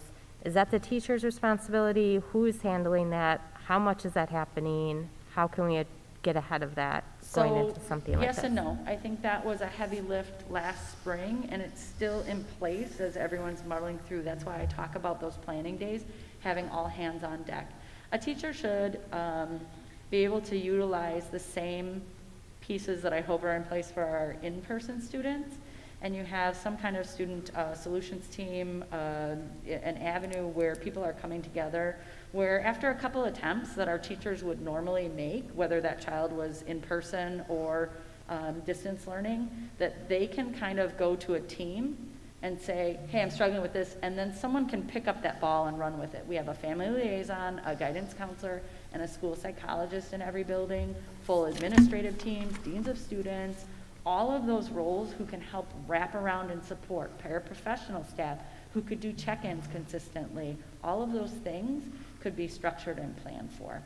And that would help with that teacher kind of load of relying on them to try and do everything.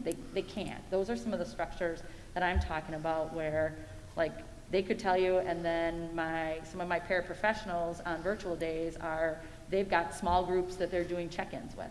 You know, like I need to be online alongside and help coach and monitor and give them some accountability and support. Okay.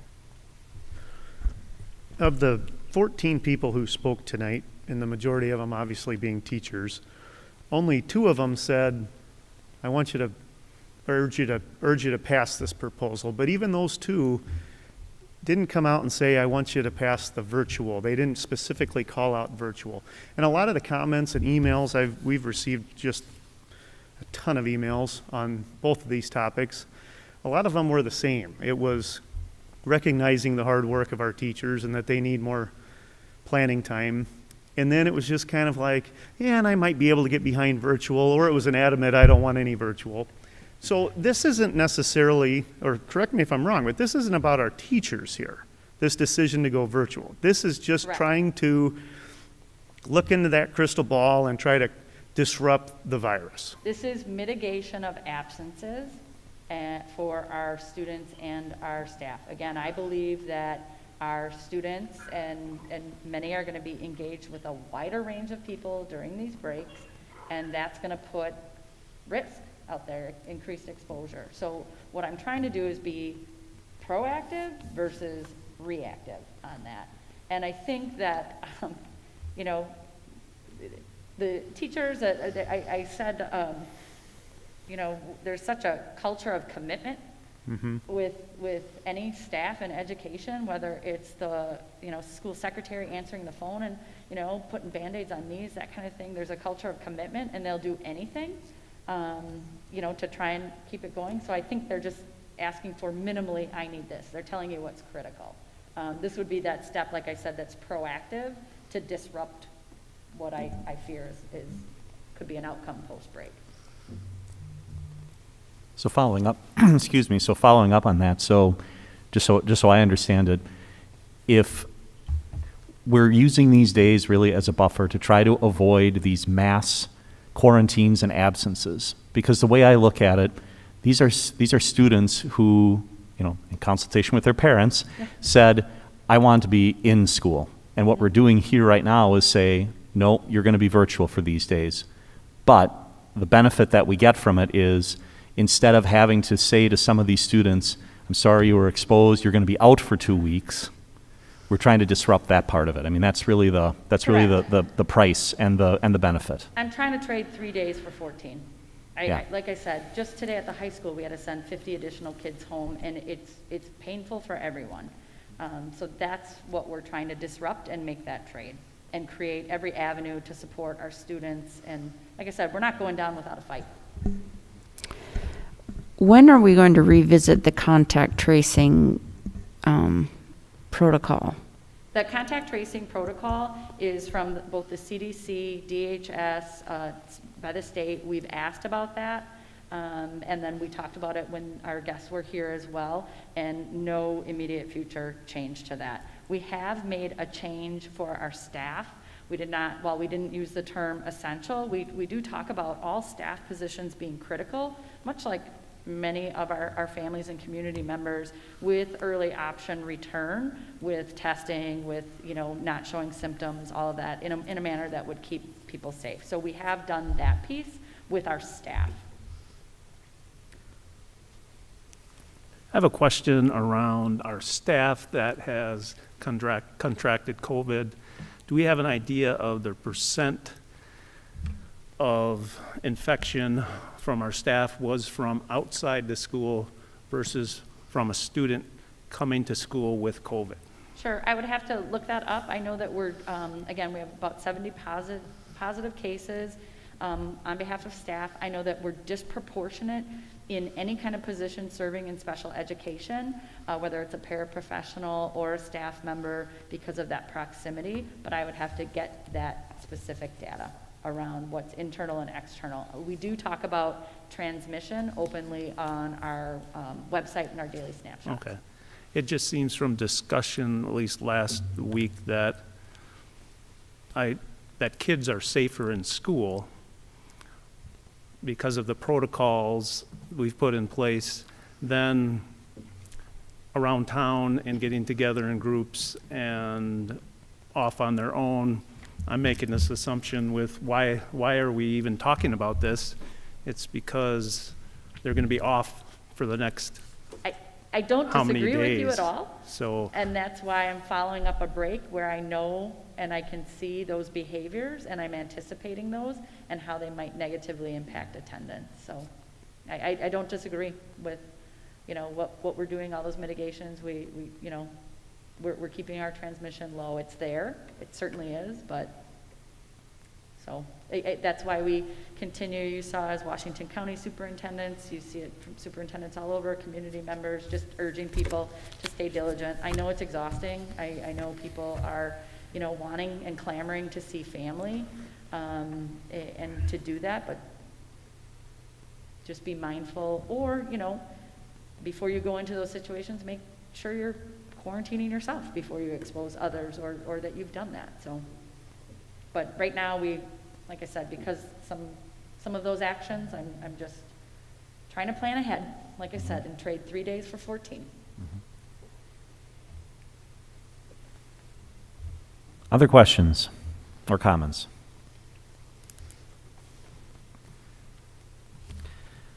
So the proposal would be for distance learning December, Wednesday, the 2nd through the 4th, which would follow Thanksgiving break, as well as 6th through 8th, which follows winter break, correct? Correct. Okay. I appreciate the proposal. I appreciate the time that you took to come back a week later. I appreciate the fact that you and the president set up this special meeting. I think what we accomplished tonight already with adding teaching planning days, staff planning days, is extremely important. I certainly appreciate that this is maybe being proactive. And, although we talk a lot about the kids who unfortunately have to be quarantined or even quarantined 2 or 3 times, we also have kids who have never been quarantined. And, we have, there's teachers I spoke with this week who said, Joel, even I want my kids in school rather than doing distance learning. I hate to say that I'm a reactive guy in this situation, but knowing that, I say this knowing that we could have a building shut down. Mm-hmm. I say this knowing that we could have a shortage of substitutes that could close down a site. But if you look at our numbers in Jackson, I think our Jackson folks would be very upset if we pass this tonight. They haven't been hit nearly as hard as Green Tree or McLean. Silverbrook's been pretty good, except I heard we had a spike on Friday that was quite bad.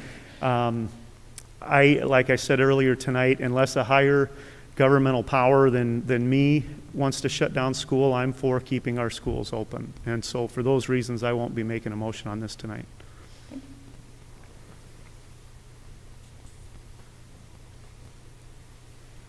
I feel the same way as Mr. Unger. It was hard enough to accept the cohort schedule, and I really do think that the planning days are critical. But I think there's enough kids that have been able to go to school and stay in school that they know the risk they're taking, and I think we've got some tough kids, and they're willing to do that. So I'm also not, I won't be making a motion either. Thank you. Any other discussion or thoughts? I'll also add into, maybe, I don't consider myself a public figure, but since I got a stage and a mic, I'm a public figure tonight. Wear your masks, be safe. I'm one of those guys. I'm one of those elected officials who wants to urge our residents and our community members to do the right thing around these holidays. And there's really no guarantee that the week of December 7th or the week of January 11th isn't going to be terrible too, just because we took 3 virtual days these weeks. So do the right thing, stay home for these weekends and holidays and be safe, and that's my message.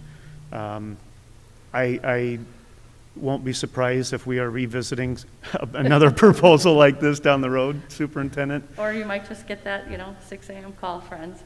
And we've urged families, you need to have your plan ready. Correct. Have a plan. And I will be prepared to take your call when you call to say, I told you so, Yeah. which could certainly happen. But calling off, I know this isn't calling off school, but keeping our kids home from school is very, very hard on our families, very, very hard. And I was hesitant to approve 2 teacher planning days that were just 2 weeks out, and I know I voted in favor of that tonight. I would strongly suggest you use that all-call system that gives our parents phone calls tonight to let them know I'll respect their evening, but they better start planning, because in 2 weeks there's 2 unplanned scheduled days now that your kids are going to be home, and that is going to be very, very tough.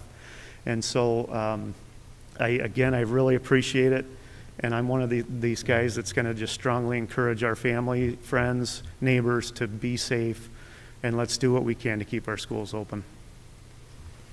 Paul? So, Superintendent, following on Mr. Grundle's comments during public participation, he made an interesting point that, leave the parents to make the decision about protecting their children. So, if this ends up where we have in the EC to 8 level normal in-classroom education the 2nd, 3rd, 4th of December, and then the 6th, 7th, 8th of January. If I'm a parent of a Badger student, for example, can I essentially self-select and say, you know what, I'm going to effectively call my student out. They may not be sick, but I'm going to have them stay home and have them participate virtually for those 3 days because I don't want them there.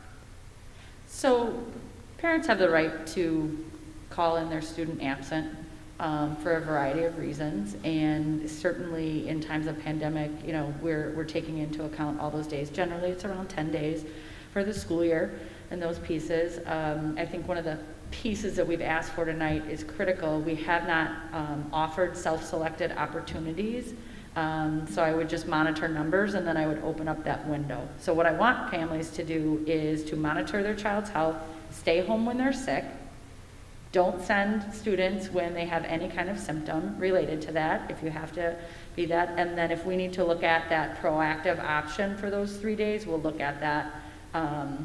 But we'd want to mindfully plan for it. So I don't want to overpromise, all of a sudden And these 3 days go ahead and slide out all over the entire system. But if you want to be absent, and our teachers can certainly gather as they would for any other absence, materials and support for you. Like I said, we fully support families in taking that approach, so we can get some language out around that. I just see that as maybe a reasonable middle ground in that. Is it reasonable to think that most of those classes are going to have somebody out on quarantine anyway, and there would be an element of virtual instruction available for that particular section? And we certainly don't want to put the teacher out and prepare something for an individual case when they otherwise wouldn't have done that. But if this gives those families who feel the benefit of those 3 additional days from a buffer perspective, and I recognize the trade-off that we're dealing with here for such a low percentage, but there's a protection aspect. So let the parents decide, and if the student can continue to be getting an education in those 3 days when they're not technically sick but they're protected, I'd be open to finding a middle ground that way.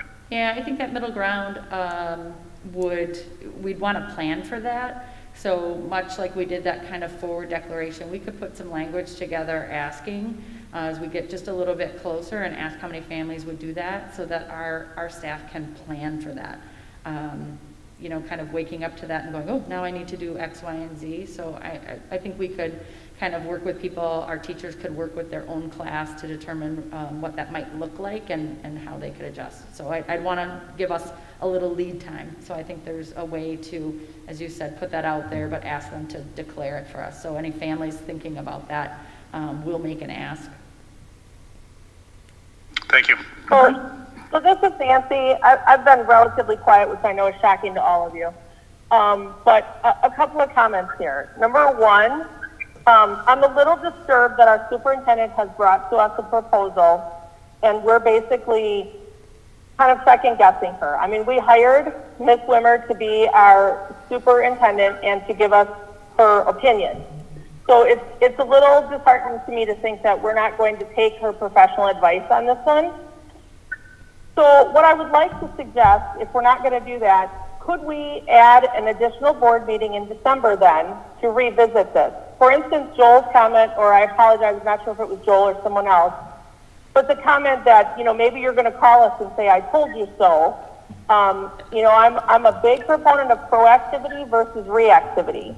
So could we, I don't know the date of our board meeting off the top of my head, but could we add a second board meeting to December? Because if our cases do skyrocket, like there's a potential for, or like, we're being told, that we could potentially make a change and still go virtual those 3 days after winter break to try and avoid some kind of demise like we might have here after Thanksgiving. I realize no one knows, and I understand we have no crystal ball.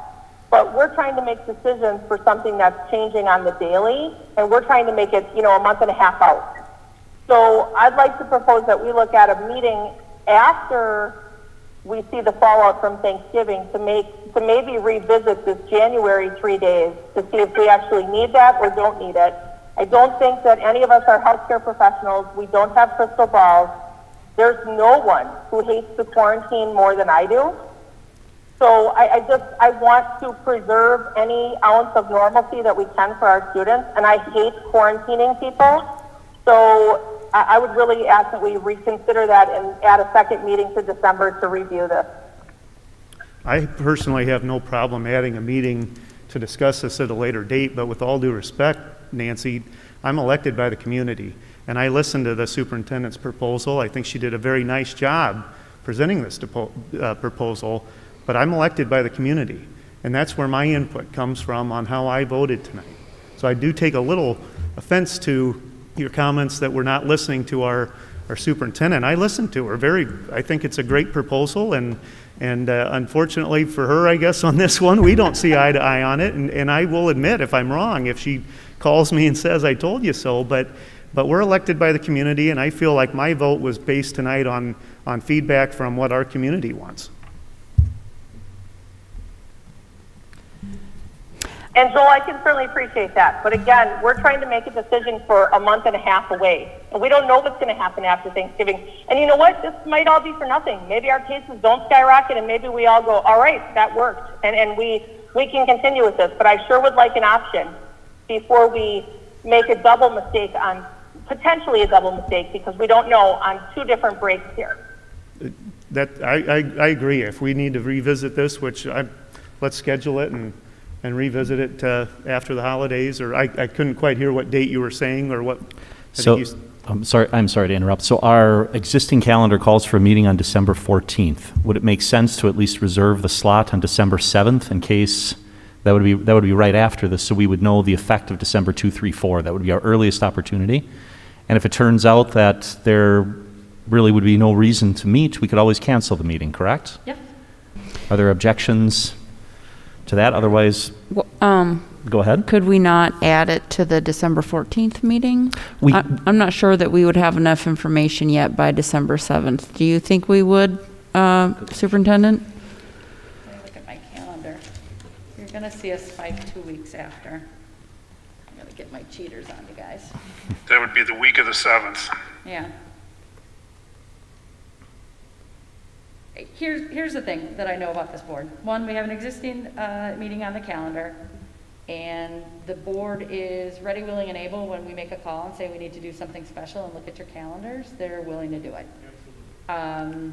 So I think I can maybe foreshadow, if you think in your minds around reserving the 7th, and if we need it, I'll either know if I'm coming in, I don't have enough data, so we can call it early, or if there's something that changes or we need to call. I feel comfortable in making those calls to this team and saying we need to connect. Mm-hmm. So rather than reserve a date, we would call a special meeting at that time. If you want to think about just kind of holding in your mind December 7th, we won't put it on the calendar just yet. I'll look at what kind of data, and I'll be able to know, like, nope, I'm not going to have enough data, and we either create an agenda and do it, or we hold with the 14th, or if something comes up on the 17th that just changes the entire world, I know I could call this board and say we need to convene. Mm-hmm. Other thoughts or comments? I just have a question for the president or the superintendent. Do we need a motion to not change the distant learning option? So if we just don't bring up any motions, the current calendar will remain the same for our families and our parents, and their decision is in their hands, like it has been since the start of the year. Agreed. Yeah. If we take no motion, everything would stay as it is. There's not been a motion. Right. Yeah. I'll just summarize by I wish these weren't necessary. It's tough for us to look into a crystal ball, but at this point in time, with no motion on the floor, we're betting on the wisdom and good practices of our families, and I guess I would issue the challenge: please don't prove us wrong. Yes, if with freedom comes responsibility, so let's be safe over the holidays, please. That's right. If we're giving closing comments now, I want to thank our administration, our superintendent, all of our leaders who are sitting here, our principals who are leading during these tough times, and then of course our teachers and staff and our teacher leaders and staff leaders in the buildings. It's not going unnoticed. This is completely unprecedented times that I sure as heck hope we don't have to do again next year. Keep your heads up. This community appreciates what you're doing. Our kids want to see you, and those of us who have chosen in-person learning, and we've had quarantines. In fact, several of us on the board have had COVID, and so I get accused on Facebook that I don't know what the heck I'm talking about as it relates to COVID. My wife and I both had it, and it was horrible. It was absolutely horrible. I wouldn't wish it on anybody. My kids had to quarantine for 24 days because of it, and they missed 14 school days because of it. Our teachers did a fantastic job. I've got teachers at Silverbrook and Badger, and they did a phenomenal job through that 14 days of quarantine. I know it's asking a lot. You're not lying. They're not lying when they say they got 1 foot in the school building and 1 foot on the computer virtually. So I'm happy and hope that we can give you some reprieve to the hard work and by these teacher planning days, but I also think it's obvious that this board wants our kids in school as much as possible. And so with that, I just want to say thank you to all of our leaders and staff. Absolutely, and I think, you know, when we have community meetings and they're televised and those pieces, I think sometimes our community members think I'm facing a firing squad, and that's why I led with the, you know, people need to realize we're a team. This is literally my job, is to field these questions and talk through these pieces with the board so they have the information that they need to make decisions. So I think sometimes some of my emails are like, you know, you're doing great, you're standing up to this. It's like, this is my job, and we're all working on this together. So I just wanted to say that, and what you see with the board and what I applaud and is that they have a healthy discussion. They can say their opinions, who they're representing, what they're going to do. They give us the why behind that. And again, I would be remiss if I didn't bring these options forward in my job. So we're all kind of working together as a team and knowing that our roles are a little bit unique and different. I think one of the things that Mr. Ongert, you brought up yourself was instructional options. And I think that, again, with graduation being in June, already declared, in those planning days, you talked about some of the days at the end of the school year, perhaps looking at the 7th and 8th. And looking at that, so looking at those as potential instructional days, as well as I said, redesign of summer, and then really looking at next year's calendar. I think all of those are options. So I didn't know if the board wanted to engage in a discussion around some of those end of days, or if we want to bring that forward again. And don't forget spring break. I'm not going to put that one on the table. A lot of families already have plans for that. They've already planned for those pieces, so I don't want to disrupt that, as have our staff with this being an approved calendar and that being kind of that opportunity for them to travel, see family, etc. So Even if it means extending the school year by a week? Well, we're already working the 7th through the 10th as staff. I wouldn't extend for our seniors, but I would look at, potentially converting a couple of that 7th and 8th at the end for instructional days. If that's something the board would just like to, again, June is a long time away. So if that's something we want to look at, gather a little bit more feedback on, talk about those potentials, we can do that work. I would like to take advantage of the time because it is far away, to take the temperature of our staff and parents, which they would prefer. I don't want to touch spring break. I just brought that up to make superintendent shake a little bit. Right, I'm like, no. But like the week of June 7th, I mean, like I've told you 1,000 times, I've got a 5th grader and a 7th grader.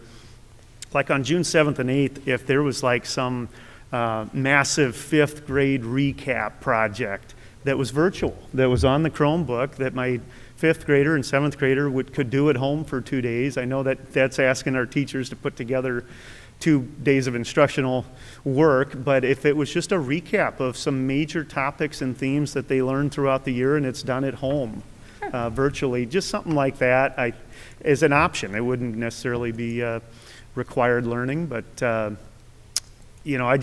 throw that out there recognizing that tonight we approved 6 days off for our students, 6 additional days off for our students, and so do we need to take a look at adding a little something in at the end? So. Sure, absolutely. So I think I can take that concept forward.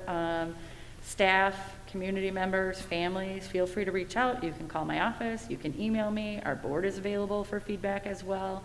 We all kind of share those. You see feedback that I get look like recommendations, but I'm happy to take this to our staff as an idea and let them have some creativity around the design of what that could look like in a meaningful way for kids. So we'll be back with that.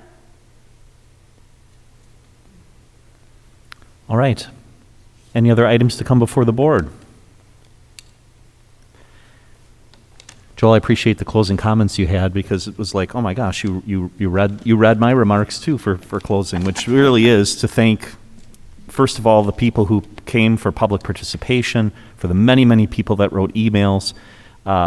We appreciate those. They give us perspectives and better understanding. Thank you, board members, for coming on short notice to this special meeting.